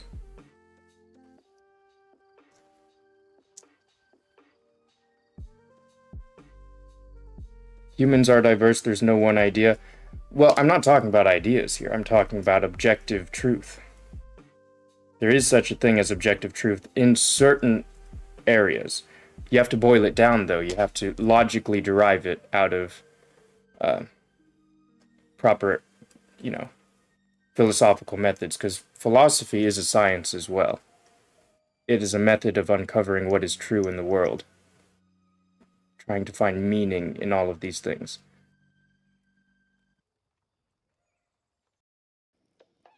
Stories are reflections of lives written by people. A reflection is not reality. Sometimes, but why do some stories speak to more people than others? Why are some stories considered great and others are not? If everything is just equally good because they're all reflections of human life or whatever, if they're all reflections of that, why aren't they all great? Some are great, and some are greater than others because they speak to some underlying truth that is more universal than the other ones. Not everyone agrees that all stories are good. Yes, but the majority can agree that some stories are great. For instance, I'm not religious, but the Bible can be seen as one of the greatest stories of all time because it survived for so long and kept its iterations and kept its essence, I suppose. Same can be said about Lord of the Rings. It survived for so long and has gone to every single country of the world and spoken to all of these different people. And it's not because of like distribution networks or whatever else. It's because of the fundamental elements that exist in that story and how it was written, and what it speaks to. Because then a lot of people connect to it and it survives longer. Not everything that survives for a very long time is, I would consider to be better than the rest, but it is a very important thing to keep in mind. That if something lasts for a very long time, you should try and figure out why. Because there is a reason to it.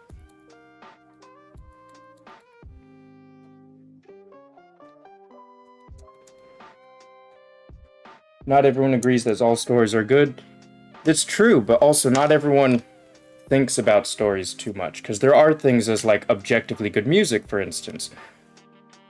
And then there's objectively bad music. You just have to analyze it within the right context, for instance. Same as there's good writing and bad writing. You know it when you see it, or you know it because you've studied it and you understand the good writing principles and what makes a good story good.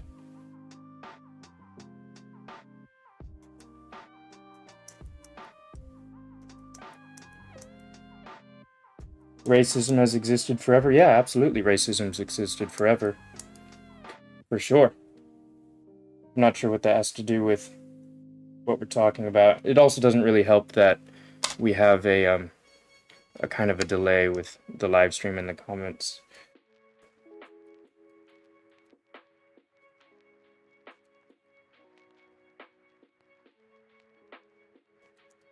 Okay, so we now have a rod in there for our button to work.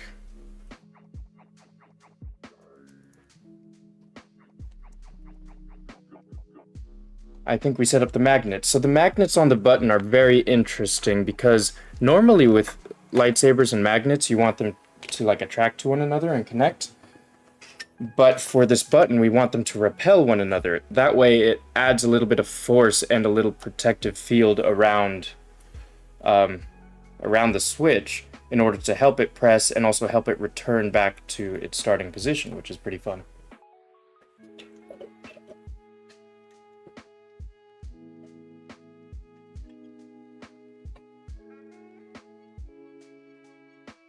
So let me go ahead and grab my tweezers again.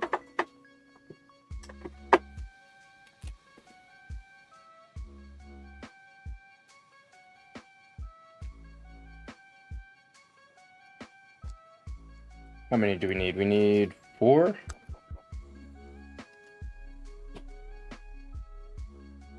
One, 2, 3, and 4.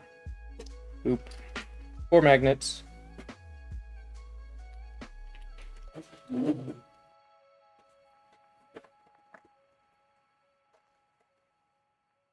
Okay, so these magnets, as we can see, this slide, or whatever you call this little door hinge thingy, super smooth, and that's what we need.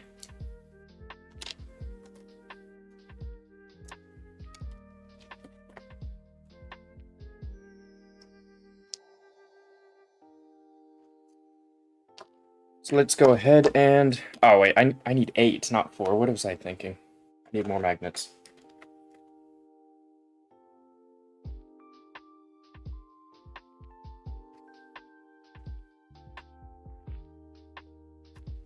You like the video where I showcase my saber with an actual crystal? Yeah, I've done quite a few of those. They're sort of the Master Chassis lightsabers, as they're colloquially called. If I'm using that term correctly. Basically, it means Master Chassis is a term I think Goth3 Design started using, but it's a metal chassis with crystals in it, fancy lights. That's what I'm working on here. This one is the Rey Master Chassis, and it has a real quartz crystal inside. There you go.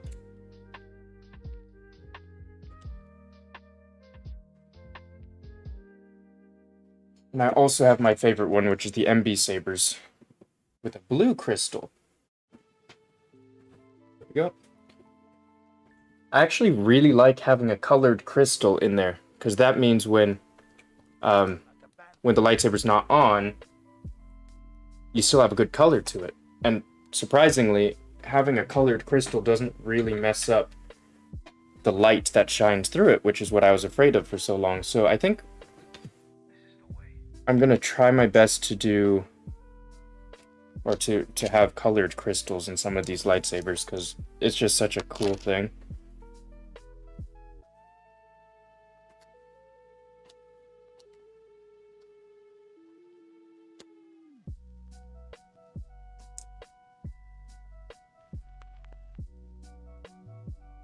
Just cleaning up the holes a bit so I can add magnet.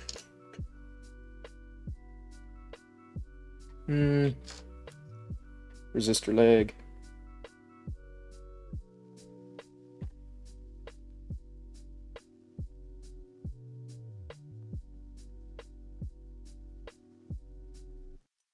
Just adding some glue.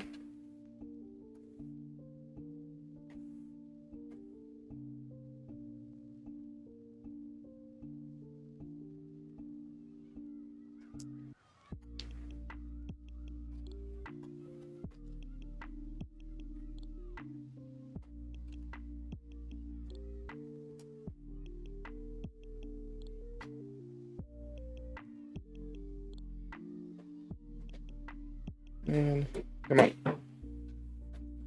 Get in there. Why am I having such trouble? There we go.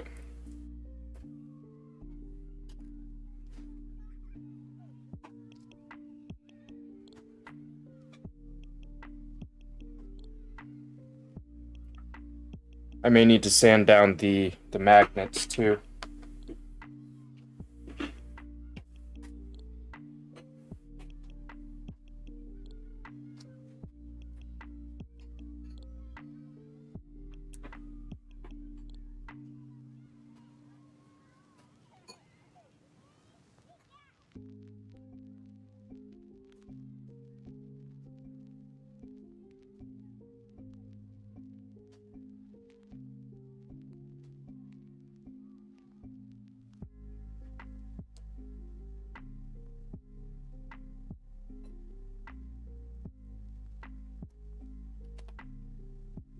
Darn.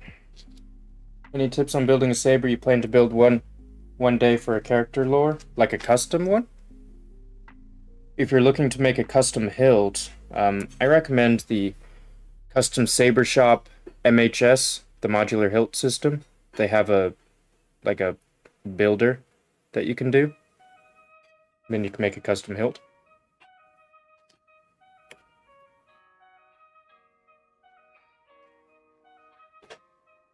I'm Rey.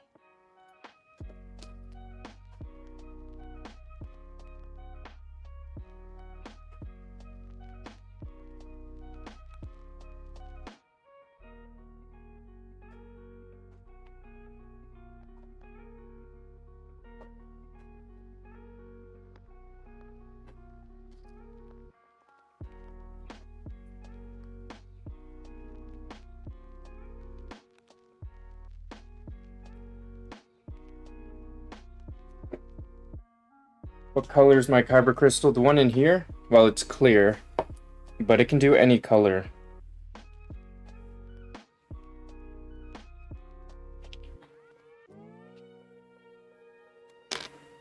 Making my life a little bit more difficult here.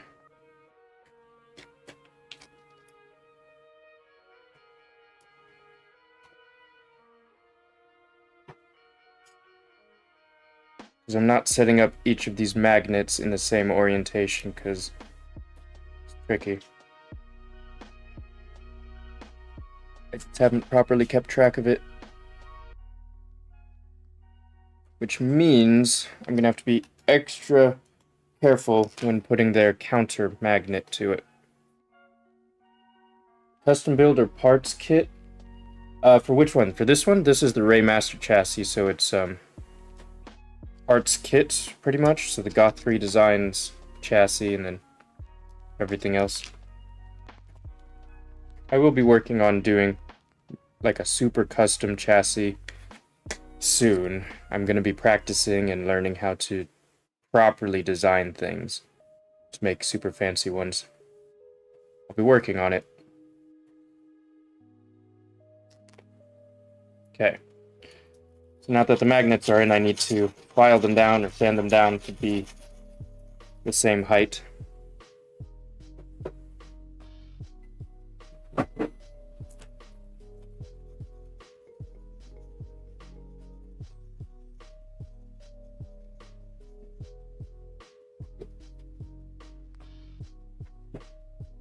definitely like the colors over the standard Rey scheme.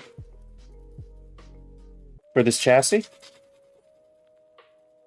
You like the shiny version? If I'm understanding correctly?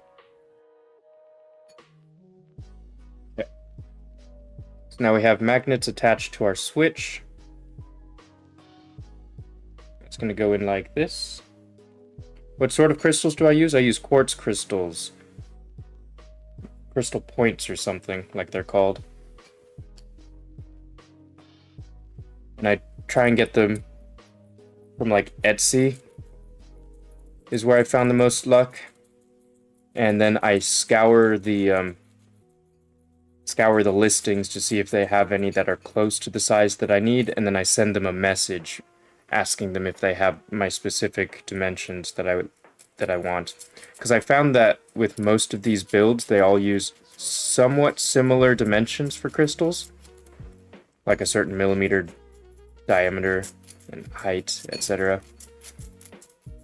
So I try to measure what I have that work, and then I ask them if they have any. Shiny is too bleh. You like the dark ones? Yeah. I also like the weathered version a little better, but it's kind of fun having a variety here.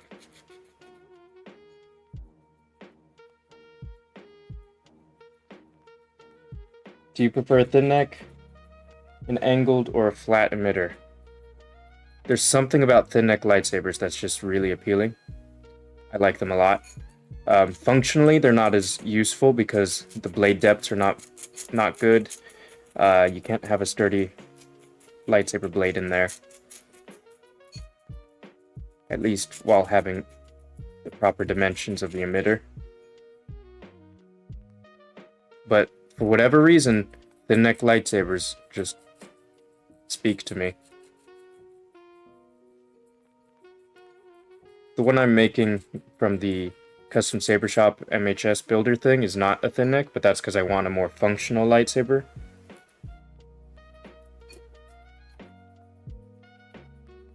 Because I've been getting into that a little bit more. NeoPixel did a combat damage one. I don't know who NeoPixel is, because NeoPixel, as far as I'm aware, is not a store. The term NeoPixel is just a word that is associated with the technology of an LED strip being within the blade. Because they used to be using these LEDs, or these pixel strips, made by Adafruit, and they called them NeoPixels or something like that. But lightsabers have not used NeoPixels in ages. But we still use that term NeoPixel to reference the lightsabers that have the LEDs within the lightsaber blade themselves.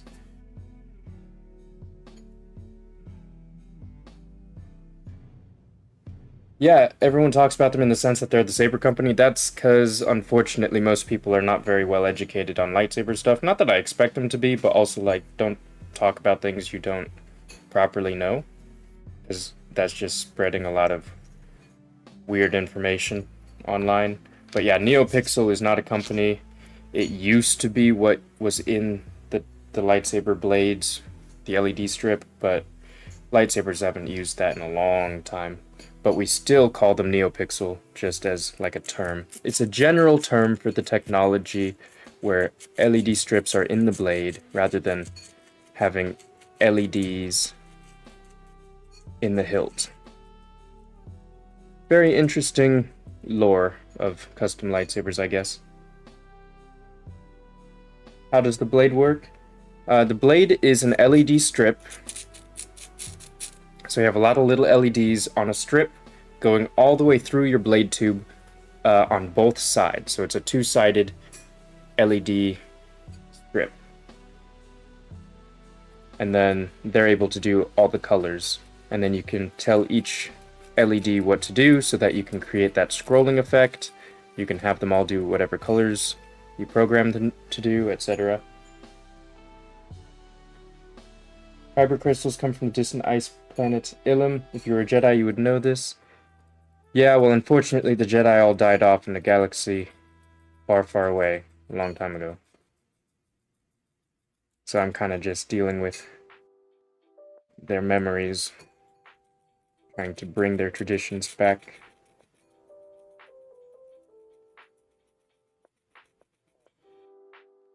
Plus, I don't have a ship to reach Ilum. I'm pretty sure they stopped doing shipments. There's no Amazon on Ilum.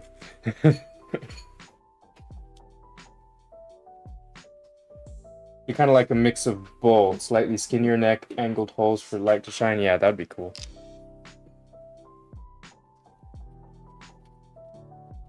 I think I like whatever lightsabers just are visually appealing, but the necks are super nice. Ilum was turned into Star Killer Base. It's gone. Oh yeah, right. Oh god, that's so weird. I guess it's kind of cool. Makes sense that you can only shoot off a laser that powerful with all the crystals on the planet, but also like, geez. I really liked how they alluded to it in the or maybe they just directly stated it, but in the Jedi Fallen Order game, because you go to Ilum, but then it starts getting more industrial as the Empire takes over. I thought that was cool. That was really neat. I still need to play Jedi Survivor though. Jeez, these magnets just do not want to work with me here. I guess we're spending more and more time doing this.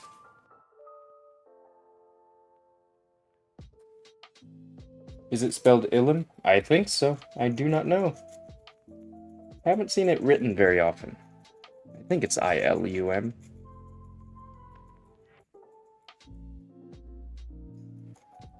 Darn magnets. Just work with me.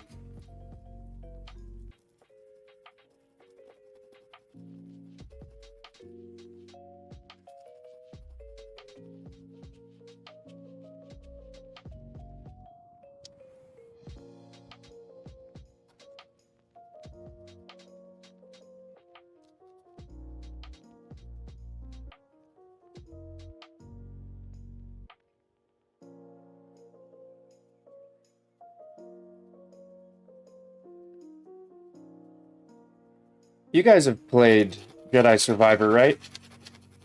How does it compare to the first game? It looks way better, just in terms of gameplay and whatnot. I haven't played it, though.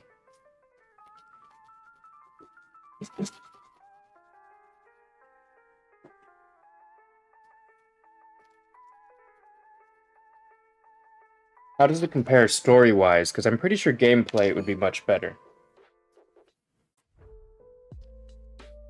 I haven't heard anything about the story, so no spoilers. I have no idea what happens in that game. Right, is this finally good? Is this good? My fingers are all black.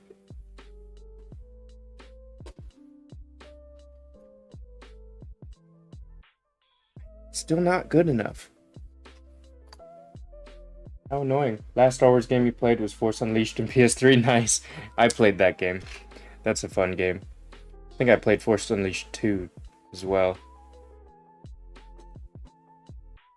But you should try playing the Jedi Fallen Order.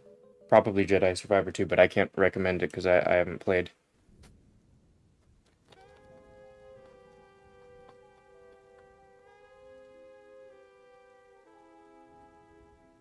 I thought the gameplay in Jedi Fallen Order was okay.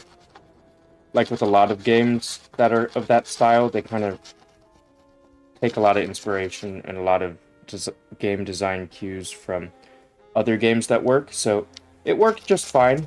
Had good, decent climbing, decent combat,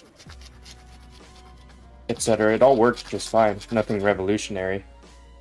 Hopefully Jedi Survivor builds upon it, makes it more of its own thing, makes it better.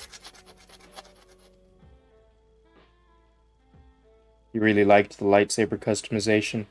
Yeah.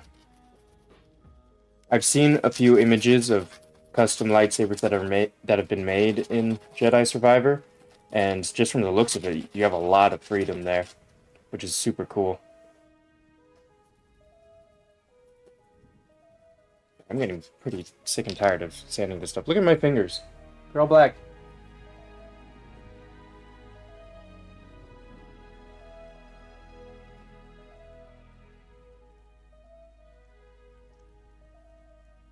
Come on. Are we there yet?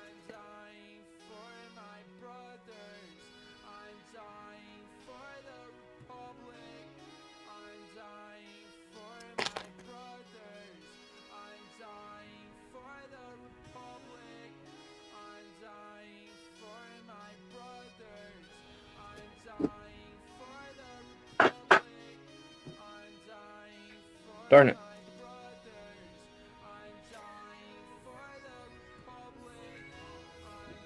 Nope, not there yet. Sheesh.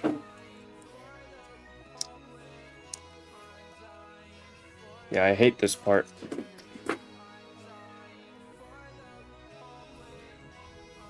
This is such a horrible part of the build. Trying to get this door thing to work.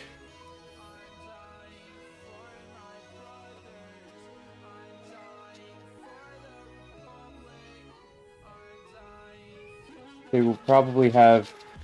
they probably will never have realistic lightsaber injuries again, like in Jedi Academy. Ooh, yeah. It was disappointing playing those games, or the Jedi Fallen Order, and not having, like, dismemberment, or whatever. That's also kind of an issue with Disney Star Wars, is lightsabers just don't act like lightsabers anymore.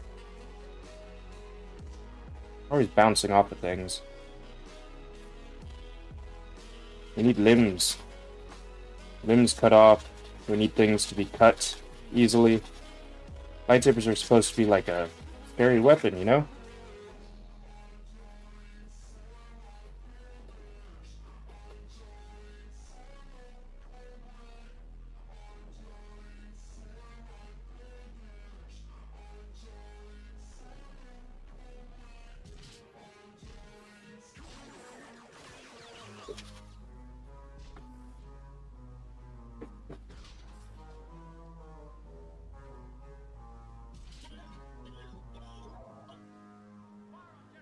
Are we done yet?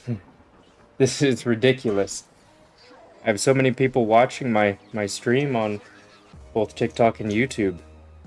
And yet all I can do to entertain you guys is just sand this switch. It's horrible.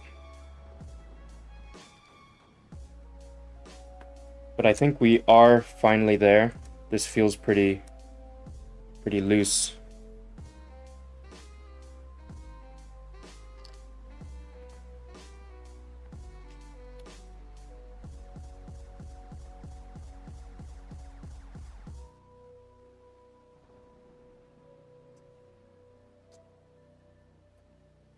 Ooh.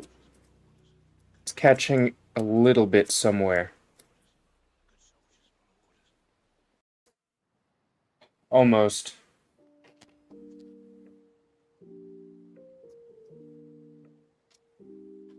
So there's a game mode in Jedi Survivor that allows for realistic damage? That'd be cool. I'm sure on PC, people have modded it so that you can have dismemberment and realistic damage. I have Jedi Survivor, I just haven't played it, and it's on PS5. Okay, we're almost there. This was I felt the progress. So we're very nearly there.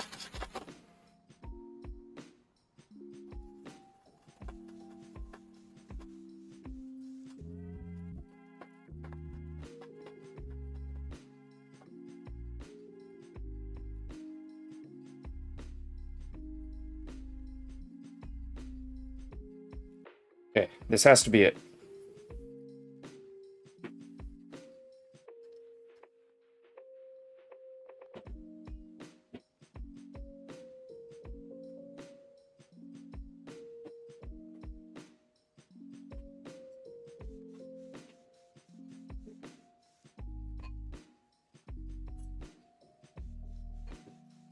They listened to the people who kept installing those mods and just decided to make an official game mode. Yeah, that's a smart thing to do.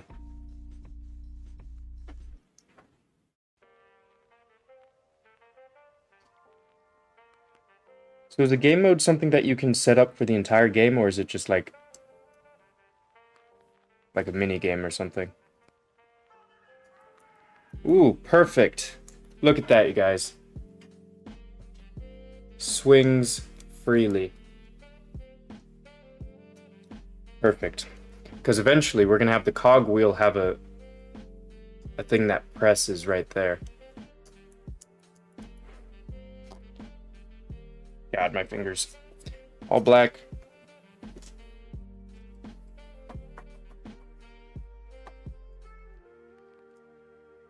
Now we have to work on the magnets. The top and bottom.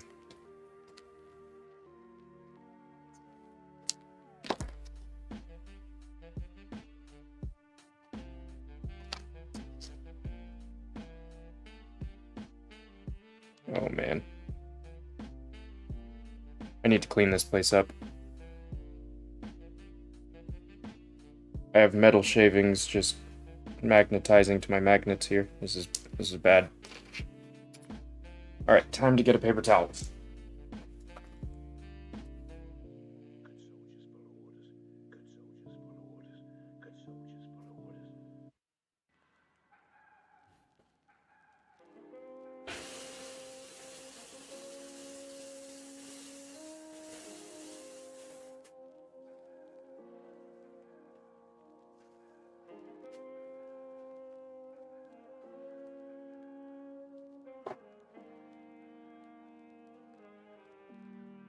You're a good soldier, Rex.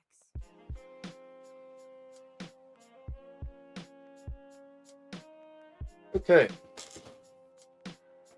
Let's clean up this table a bit. As much as I can in this tiny area.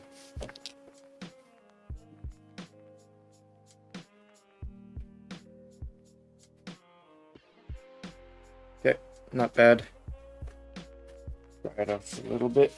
There we go.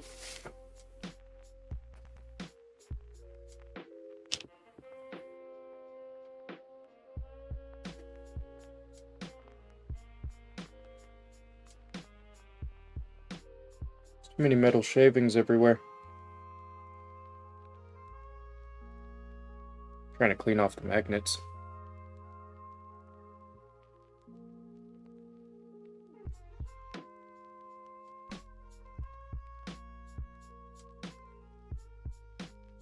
Right up. Dropped one. There it is. Alright, good enough. That is good enough. So remember what I said earlier, they have to repel each other. So I have to figure out...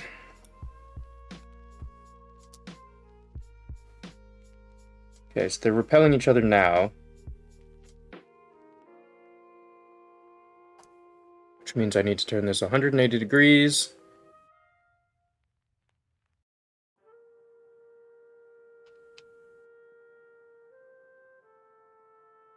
So now... I have to sort this out on my own. Without the council. And Take without a little glue. Put it...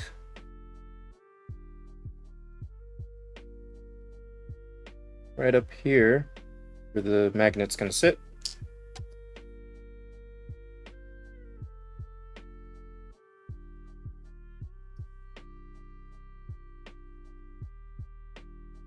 this isn't about you. There we go. Magnet is in.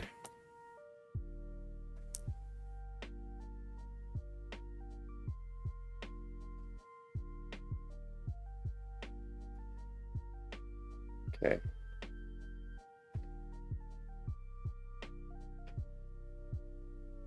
can't stay here any longer.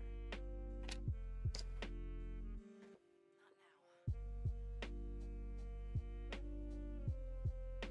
now.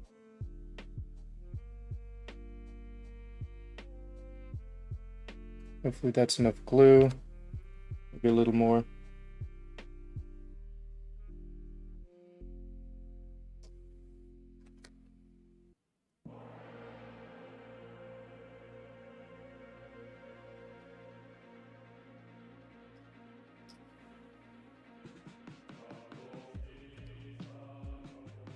Good. Alright, so we have those two in. And they should repel.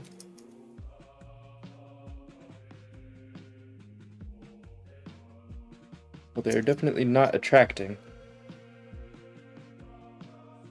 Okay, that's good. Two more.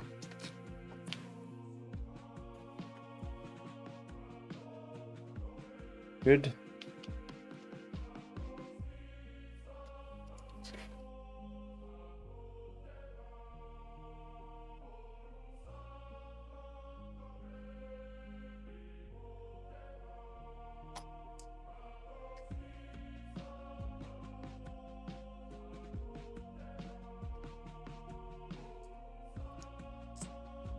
Oh no. What the heck?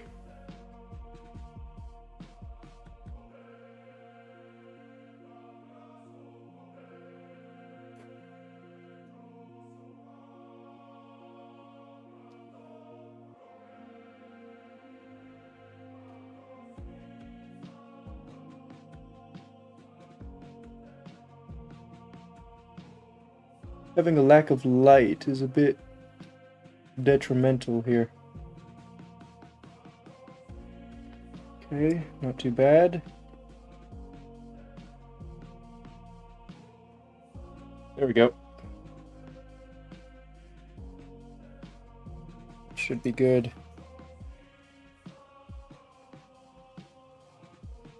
Yep. Good. One more. That would be this here.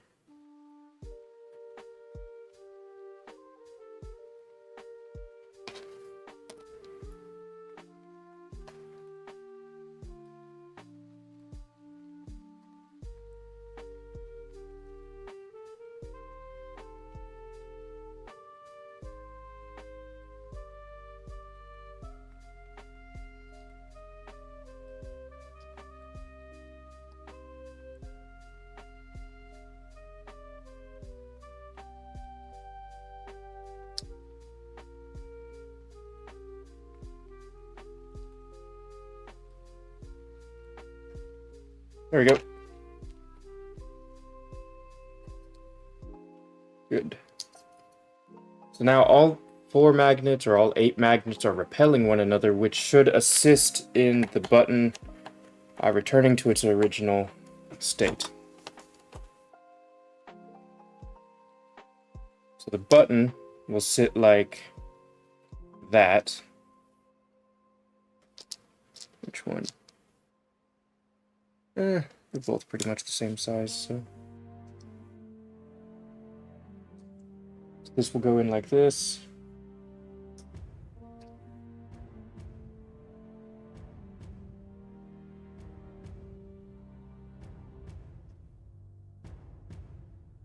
Perfect. Pretty much. There we go. So we now have the rod in the middle. Perfect. If you hear that, we can press the button, and it's kind of being held in with those magnets. You can sort of see the force that the magnets apply to it, which is pretty neat. And then we're going to need to add a little guardrail. This rod right in here to help make sure it never flips around. Hopefully that makes sense. So it'll protect it from removing itself. Good luck on the project. Looks good. Great flow energy in here. I appreciate it. Thanks for tuning in. If you want, you can tune into the stream later once it's recorded and see the finished product, because I'm just going to get this nice and done.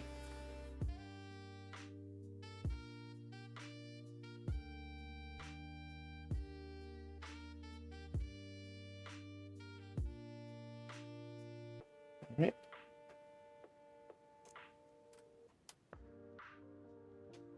So I'm going to add glue to this rail.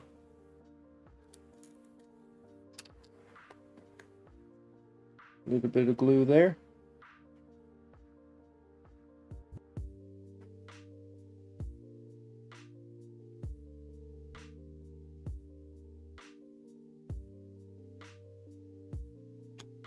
Then glue on the bottom.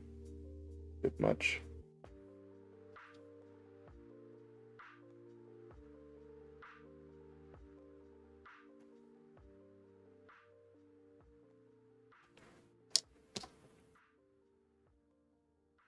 Now we just take the rod and we put it in here.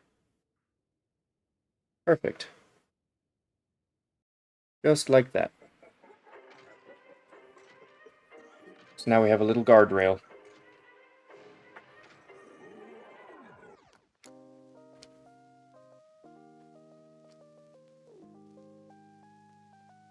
Then I just need to add glue to the top and bottom of the middle rod that holds the swinging door.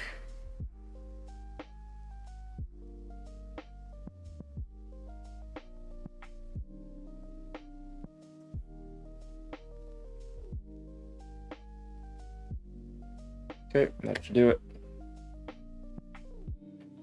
Now, when we have the cog wheel, it'll have a screw that goes in here, and then it'll hit the button just like that.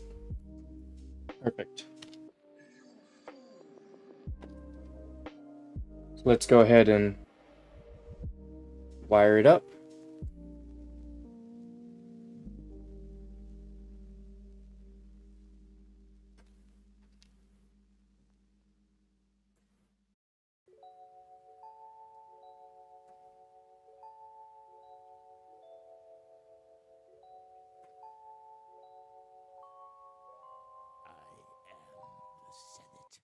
There we go.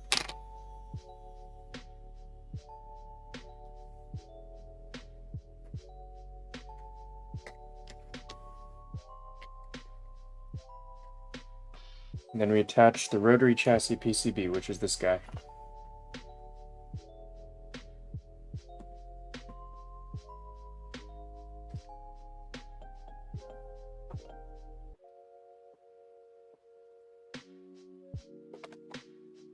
No need to be super strict with the length of these wires here because we have plenty of space.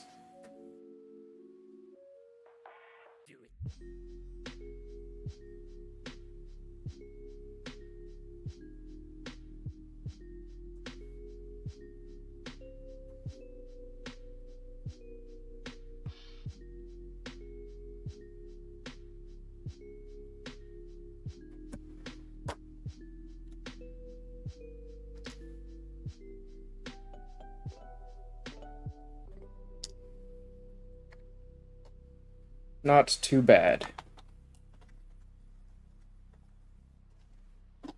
Just gotta put some things away. Keep organized.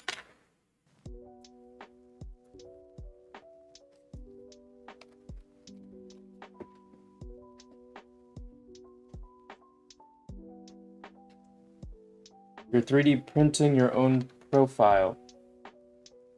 Your own profile? Oh, message retract, probably a typo. Ground, and then button 1. So we'll do button 1. Good. And ground. Good.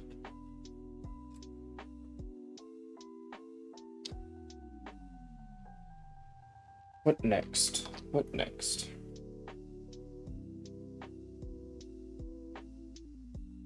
Data. Why don't we do that?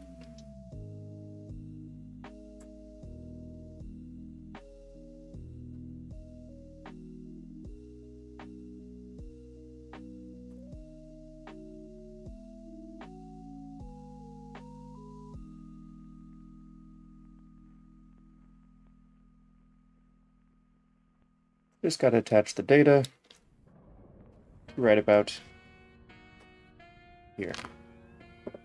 Could just do that a little bit.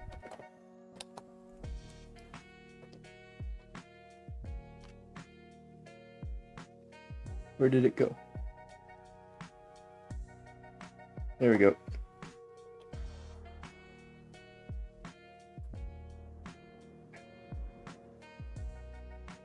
Darn.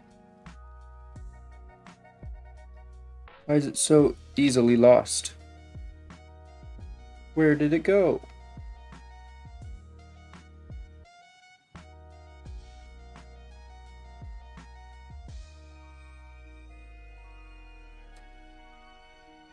Okay.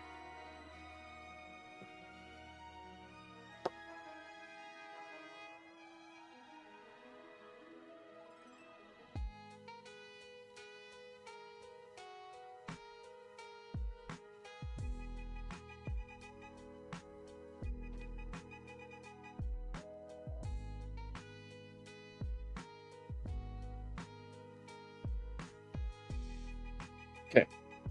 Data is attached. 3D printing your own Profi saber with removable blade and crystal. That is awesome. That's really cool. That's the kind of stuff I want to get involved in soon. I want to improve on my design so I can make crystal chamber lightsabers. I want to design hilts eventually, but mainly I want to design the really nice chassis.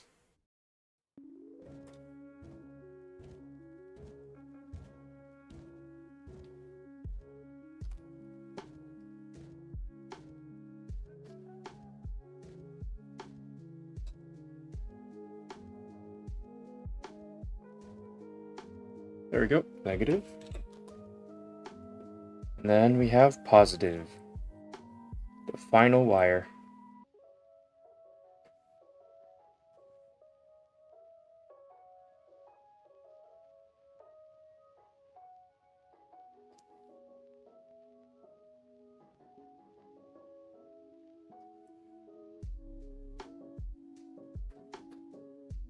What's the first chassis I plan on making?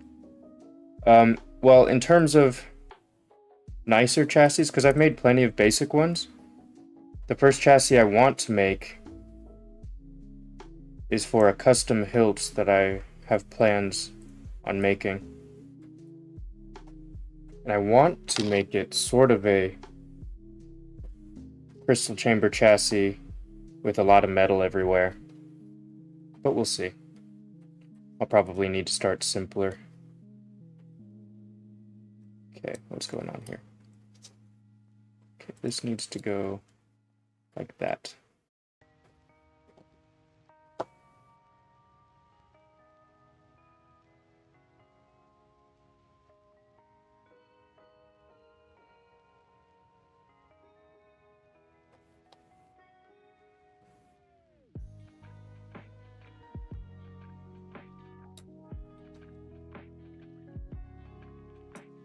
Oh, come on.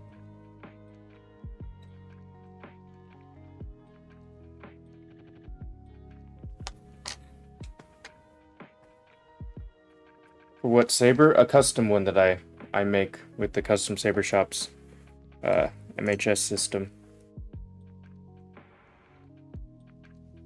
Oh man.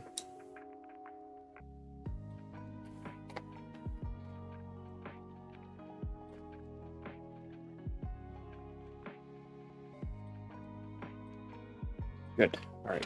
Very good.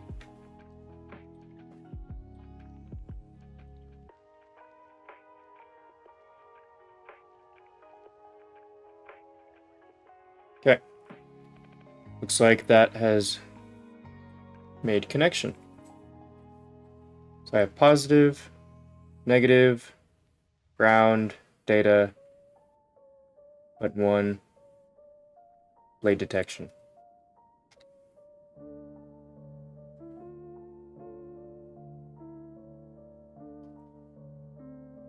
Now I just have to put this in here, something like that.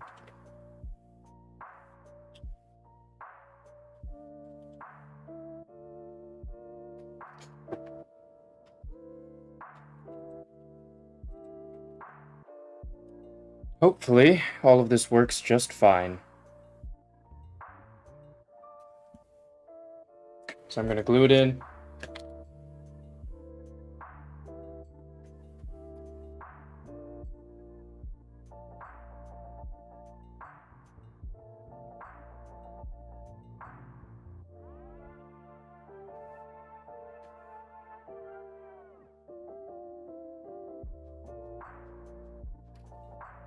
Okay.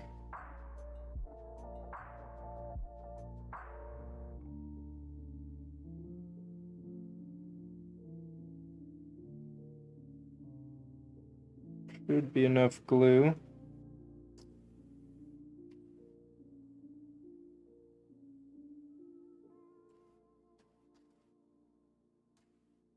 Now I just need to make sure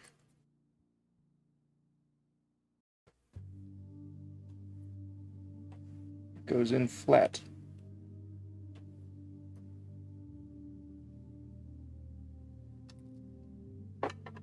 Anakin, you're breaking my heart. Okay, something like that. Just hold it there for a little bit.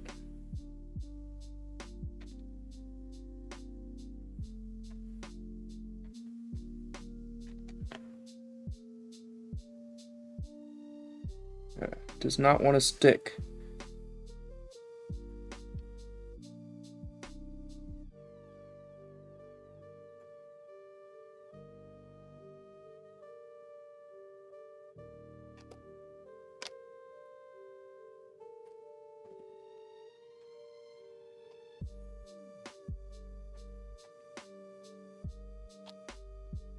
I don't want to keep adding glue, that'd be annoying. Just waiting for the glue to dry.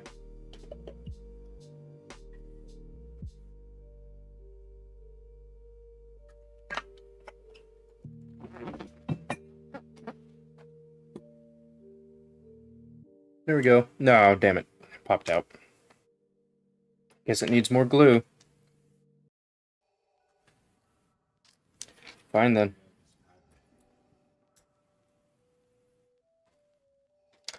More glue. It seems in your anger you killed her.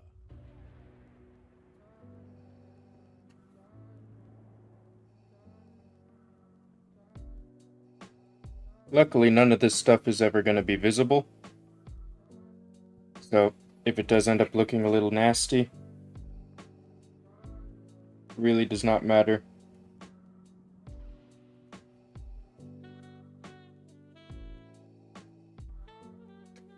Obviously, you'd prefer it to look nice.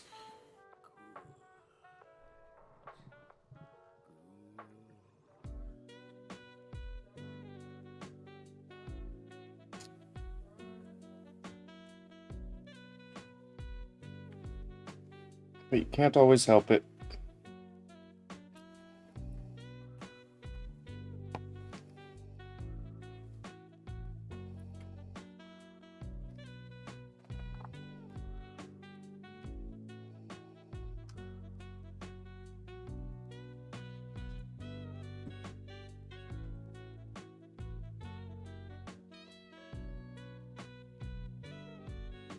Ah.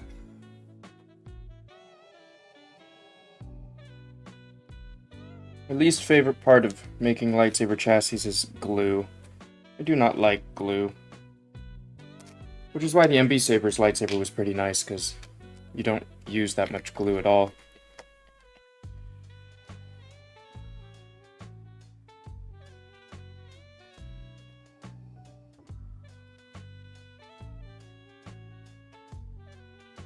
There's just so much room for things to go wrong.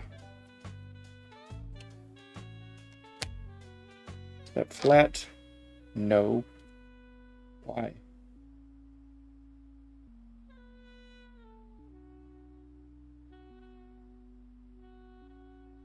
Because there's a freaking wire in the way. Is that why? So lonesome in my life Yep. as I am right now. God. I'm completely That's really annoying. lost without you, Padme. I never realized I could even miss any one person so much. Just have to make sure that this piece is as flat as possible. Would be It's very important that these pins don't touch where they're not supposed to, so it needs to be as flat as possible to make proper contact. Because if it's crooked, you could have things touching they're not supposed to, and then things just fry.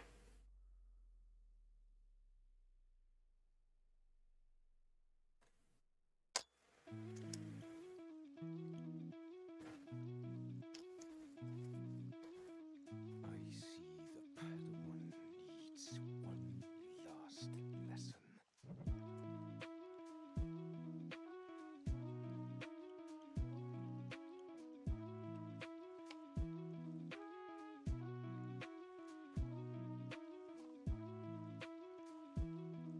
Okay, hopefully that all works just fine. Still able to press the button. Hopefully all the button stuff works. Don't really want to have to tear it apart again. I don't want to at all.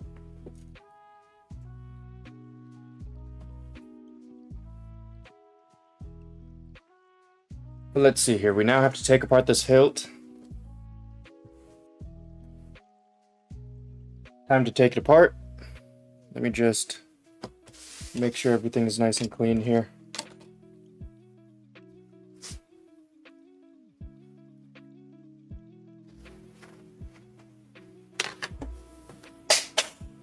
Okay.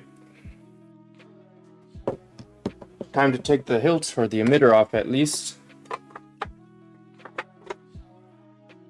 Let's see if I remember how to do this.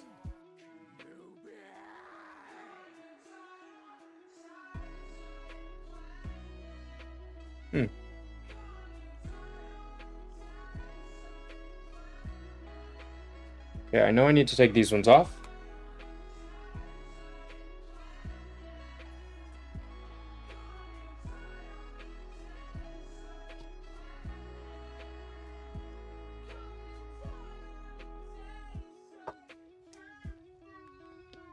Then these top ones also need to come off. And then one of the ones on the cog. I don't know which one that is. Maybe this one.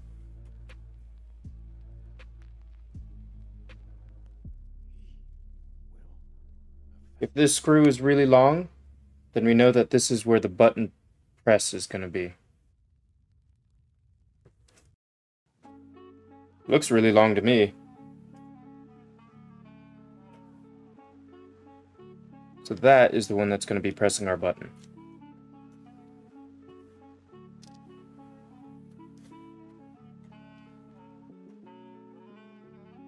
Real lightsaber or decorative one? Decorative.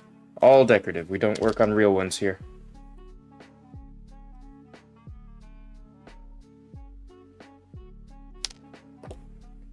Right.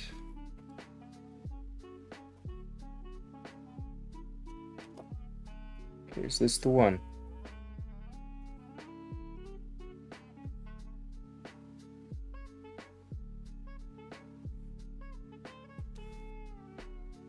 Yep, okay. This is yellow, but it will be able to do all the colors. Okay, so if you can see here, we can remove the emitter.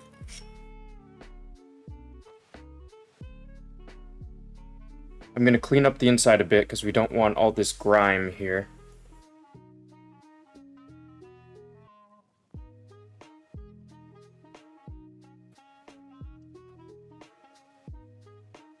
Just because we want everything to be nice and smooth.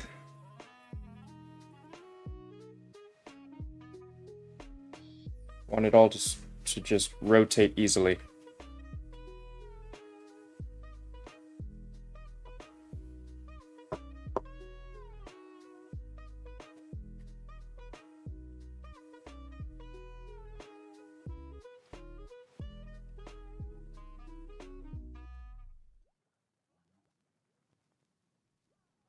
Just want it to rotate easy.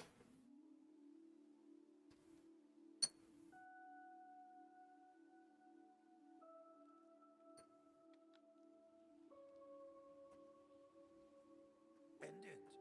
The Clone War has. You love the weathering on the hilt? You saw the short about it? The one I just posted today? Yeah. Yeah, Astoria Workshop does magnificent work. The only thing is, now I have to deal with a little bit of the rust that he uses. Whatever powder he uses to make that rust effect. It's kind of getting in the wheels a little bit.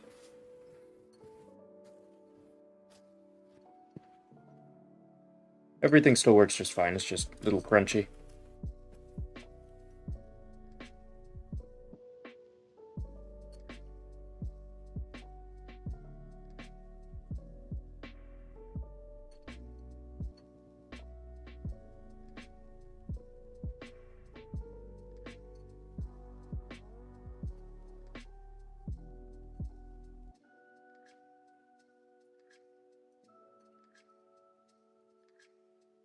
Not too bad.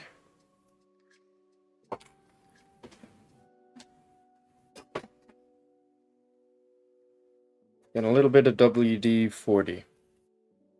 Maybe I'll get out.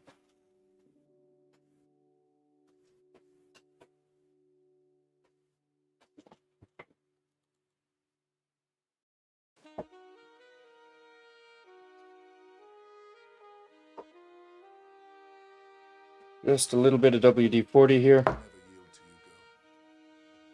You'll have to kill me.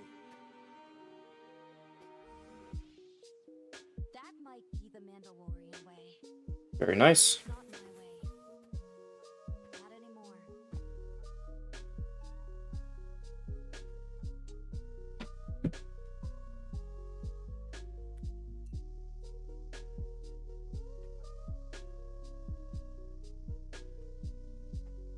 Right.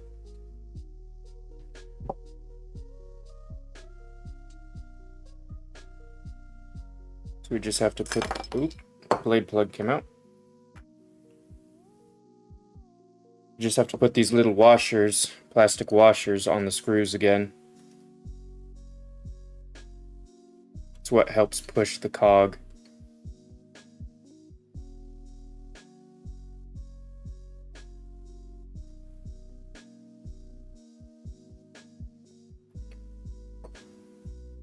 Now, let's see. We have to put what we just made inside here. Something like that. No, it didn't stay, dang it. What the heck? Why does the glue not want to hold?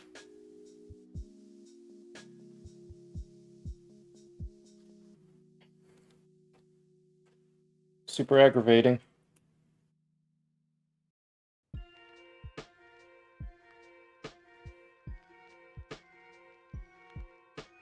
Just stay. Jeez.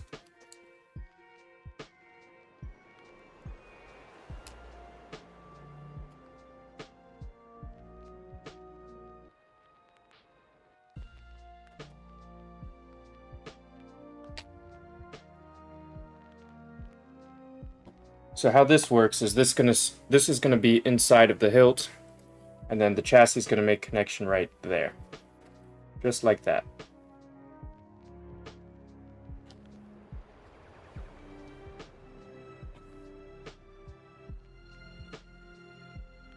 I don't understand why it doesn't want to just stay there permanently. So this goes in here.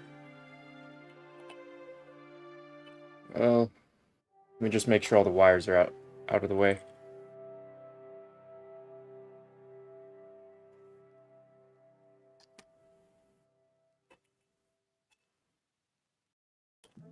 So this goes in here.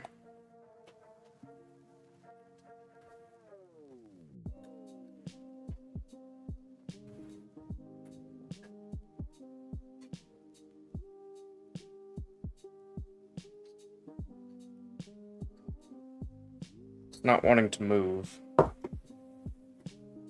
I don't know why.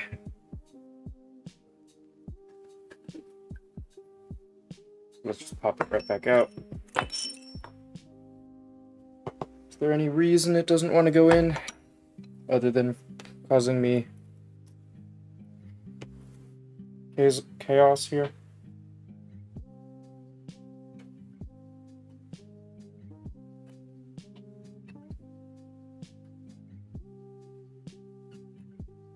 What? I have never had an issue with this thing not wanting to go in. So, what's preventing it?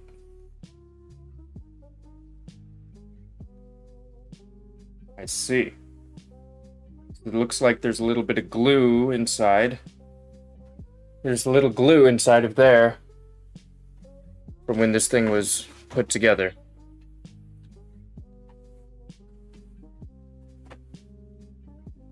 So why don't we just use a big file, knock it all down a little bit.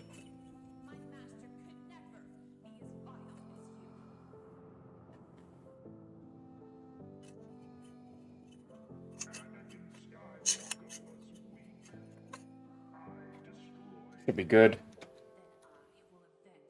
Nothing too serious.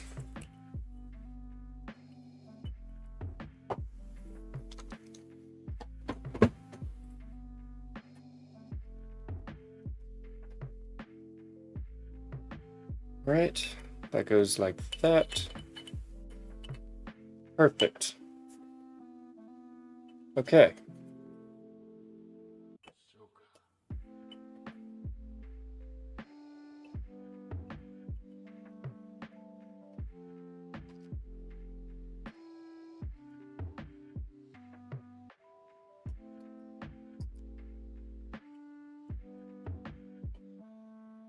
Oh, I think this screw is stopping it. So there's a tiny, tiny little set screw right here that is used to hold it in place. So we'll just take it out for now. Perfect. Something like that.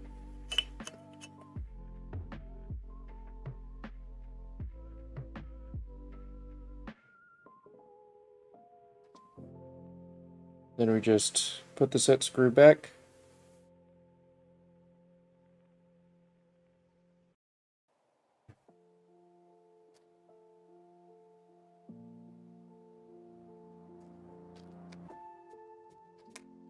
Such a tiny little set screw.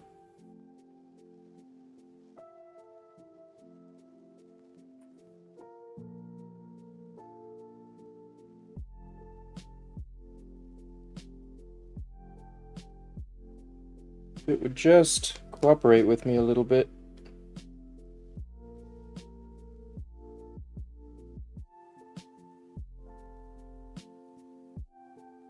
There we go.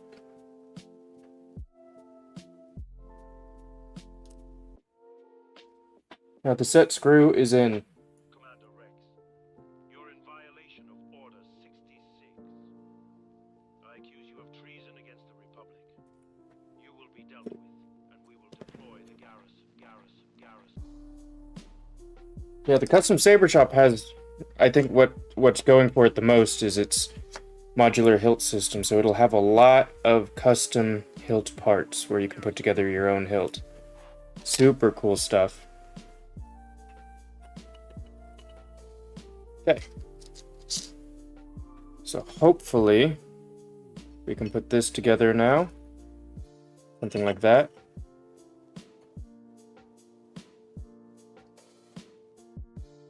Then we screw this in.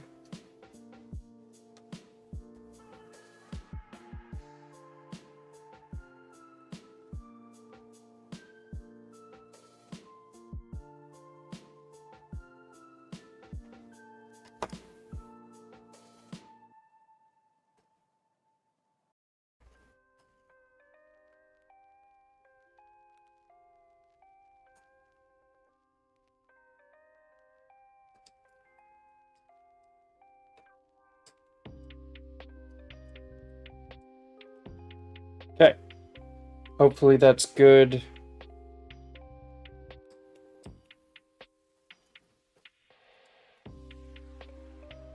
We'll see how it is when it's all put together. I may need to clear out a bunch of that rust. Or the fake rust. But we'll see.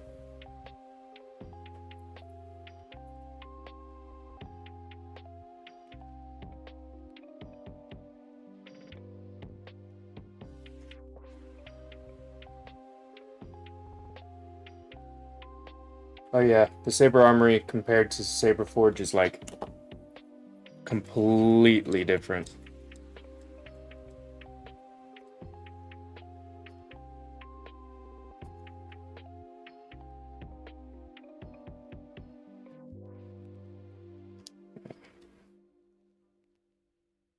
Yeah, I may need to do a little bit of extra work in there just to make the cog spring back a little bit easier.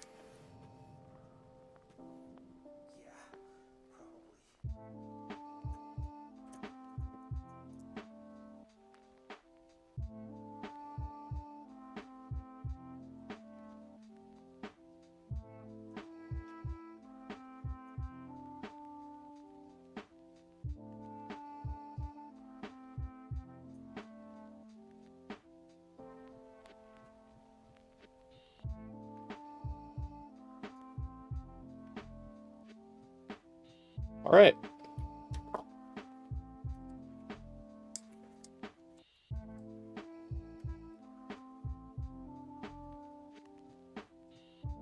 Maybe I'll put a little bit of WD-40 on the cog.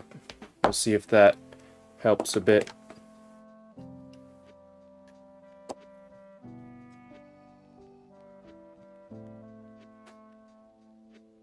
But I'll probably do more fine-tuning of the cog wheel on my own.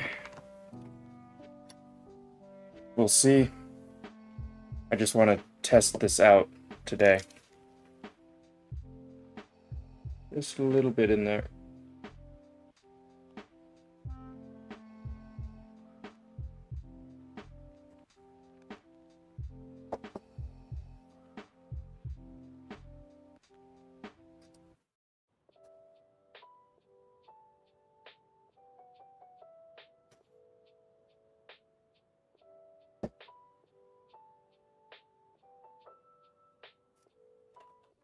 Okay, I sprayed it a little bit with some WD-40.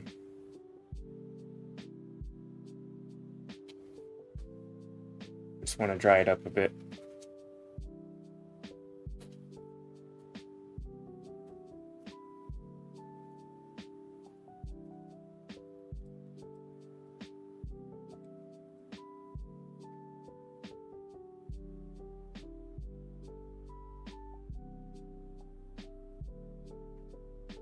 Okay, just cleaning it up a bit.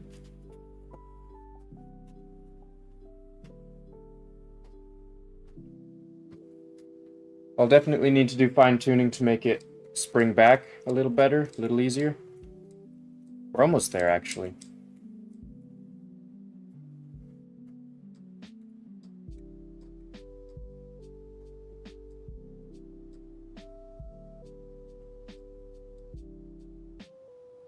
But for now, this is good enough to test. The Anakin Master Chassis is so good. Yeah, I made one of those. Well, the Master Chassis for the Anakin Episode 3 is really good. And then, of course, if you're referring to the Graflex also has an Anakin, that one's really good. Okay, so let's clean up a little bit here. This is going to be all I'm doing for today, so what we're going to do is test to see if this works.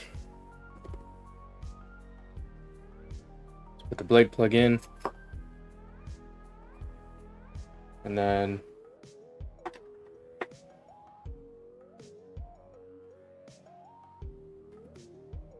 this one. Yep. There we go. Blade plug is in.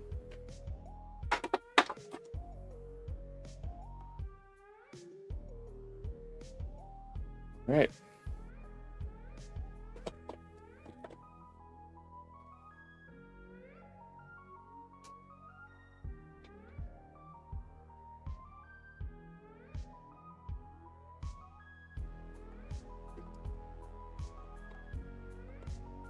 So let's try this out. Negative to negative, positive to positive.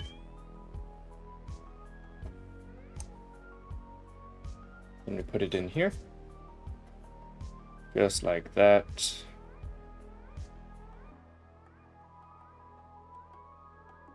And now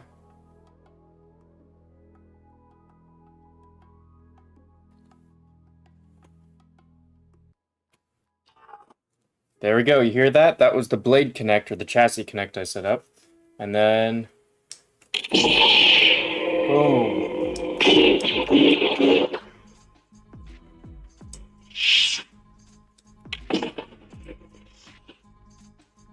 Mute. Oops.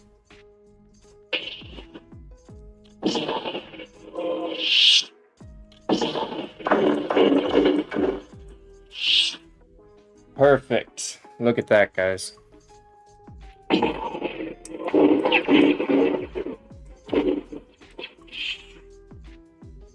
Great. Okay, and I guess you guys want to see it with the blade. So let me clean up here, create some space, and then we'll do just that. That means this lightsaber is almost complete. I just have to do some very small stuff, which is cut this into 1,000,000 pieces and then add them to the chassis, and then glue the positive in properly, none of which I need to do on camera or right now. And then I think I'll come back live to show it off fully in like a day or so. Then I'll need to make a video showing it off for the customer, let him know it's done. And then there should be force activation. I wonder if the magnetic sensor is all set up yet. No, not yet. Chassis disengaged. Crystal core exposed. Repair and maintenance mode operational. Well, I suppose I should have waved it down here. Welcome. There you go. Core stability at 93.138%. Isn't that just awesome? Ready. Monitoring energy flux. Core stability confirmed. Maintenance mode deactivated. Crystal core shielded. Goodbye. Awesome. So, once again, let's take the chassis, align it with the screws so it slides in, connection sound, and then boom. Good. I will need to make sure that this slides smoothly. I'll probably just take things apart, clean them up, WD-40 them.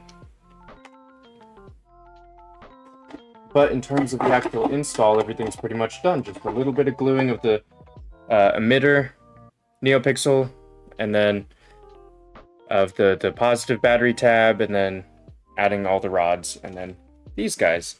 So who knows, maybe I'll do it all on stream tomorrow or something, but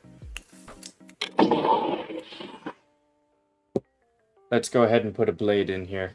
Takes a 1-inch blade. I can just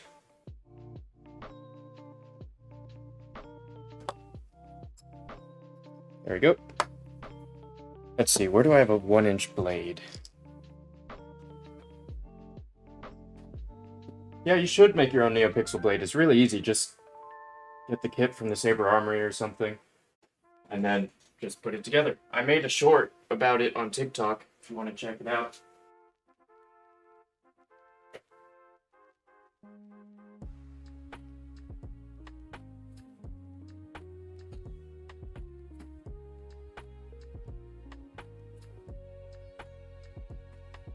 Okay, here's a 1-inch blade. I'm just gonna put it in off camera here.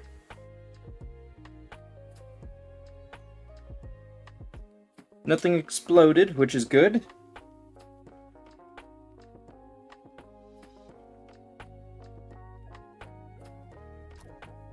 And then here it is. Hopefully you guys can see. Not making proper connection right now, hold on.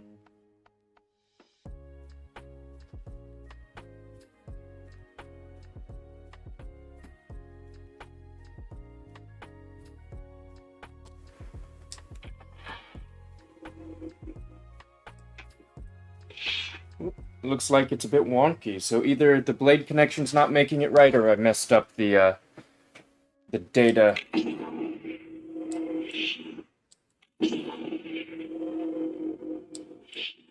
I'll have to check that out.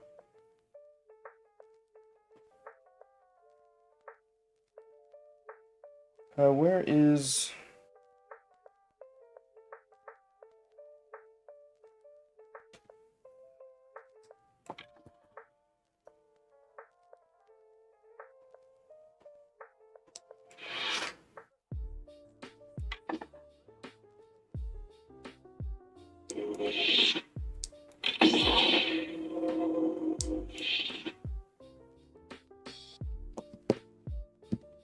Okay. Alright, so it looks like I have to take out the emitter thing again, but let's see. I actually have a second hilt here that works. Repair and maintenance. So we'll see if it's a chassis thing or if it's an emitter section thingy.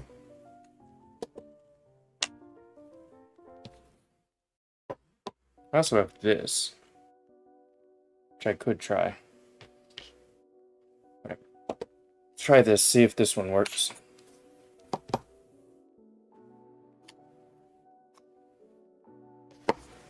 And then, there we go.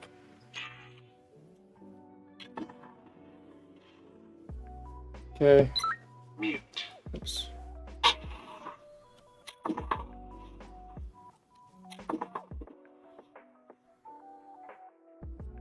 Where is the blade holder? This one?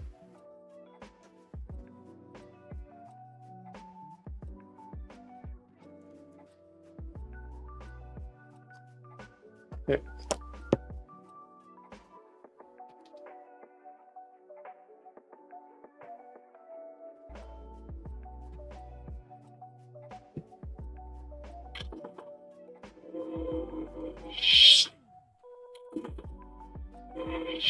Ooh, that's weird.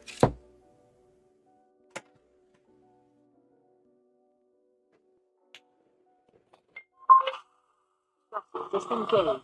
Crystal core exposed. Repair and maintenance mode operational. So it looks like the blade is not getting proper data. Which has me worried a little bit.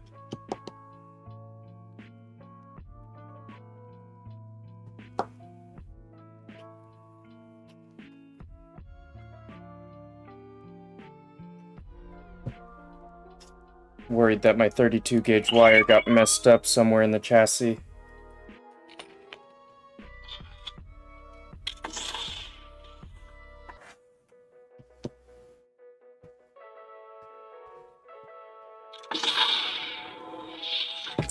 Yeah, that's risky business there.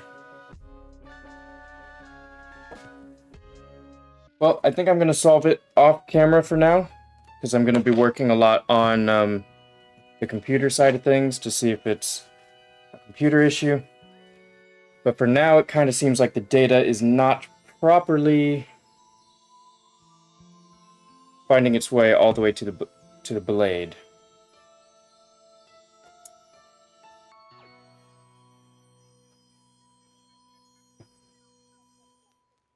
Yep, let's hope it can be fixed without having to tear things apart, because tearing things apart would be bad. But we'll see. Just gonna take a little bit of experimentation.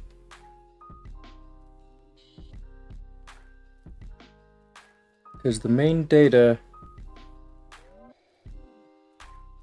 needs to go from the bottom to the top. Shouldn't be too much of an issue. So I'm guessing it could be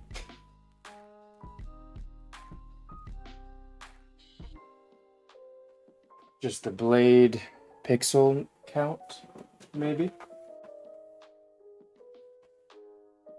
Well, I'll see if I can fix it right now, just easily. LED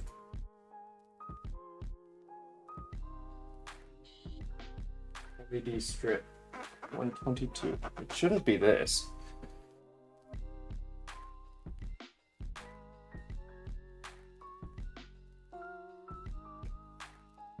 Here are pixels.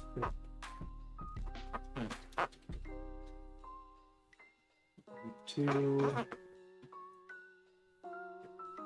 How many pixels are in the blade?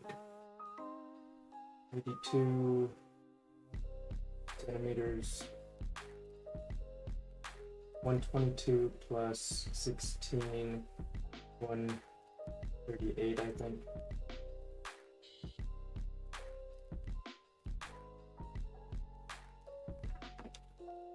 Let's do one. File, save, then reject. Okay. Could be because I set up the pixel connector to be in series.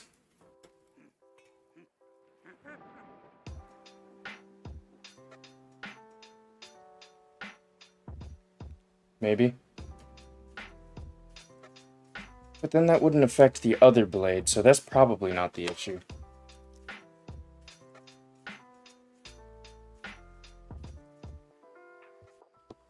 Do or do not. Chassis disengaged. Crystal 4 exposed. Repair and maintenance.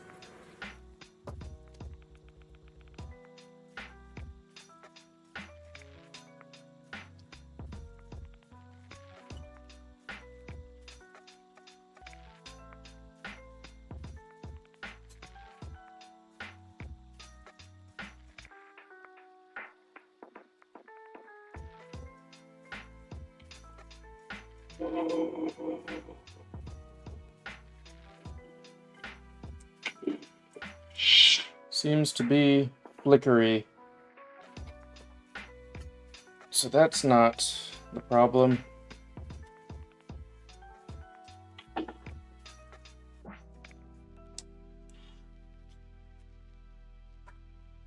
Theta 1. Disengaged. Crystal 4 exposed. Repair and maintenance mode operational.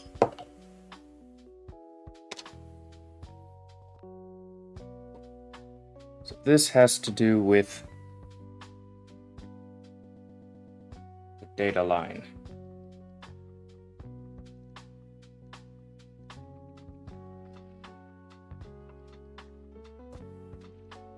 Most likely.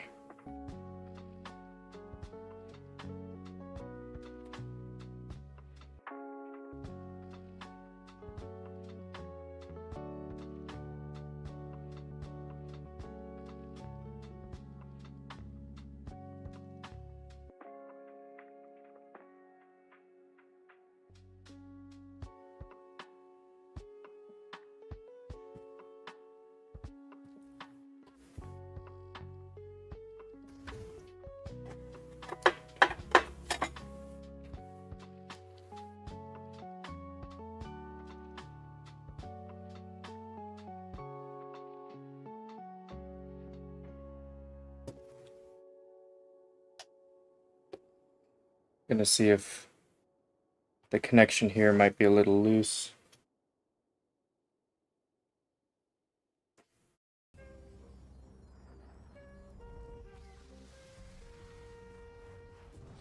Could be.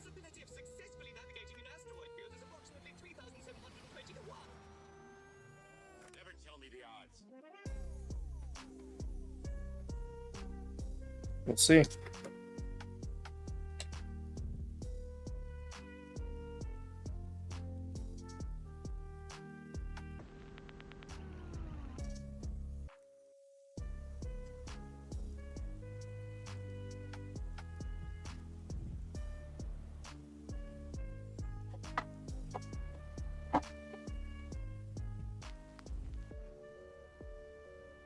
Right, how is the wire?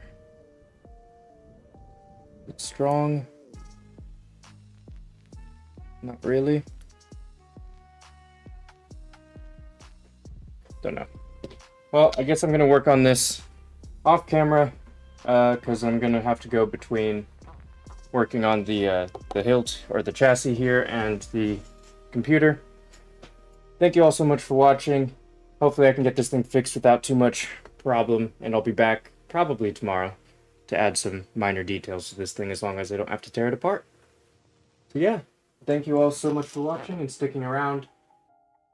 Hopefully I'll have some good news for you guys tomorrow. See ya.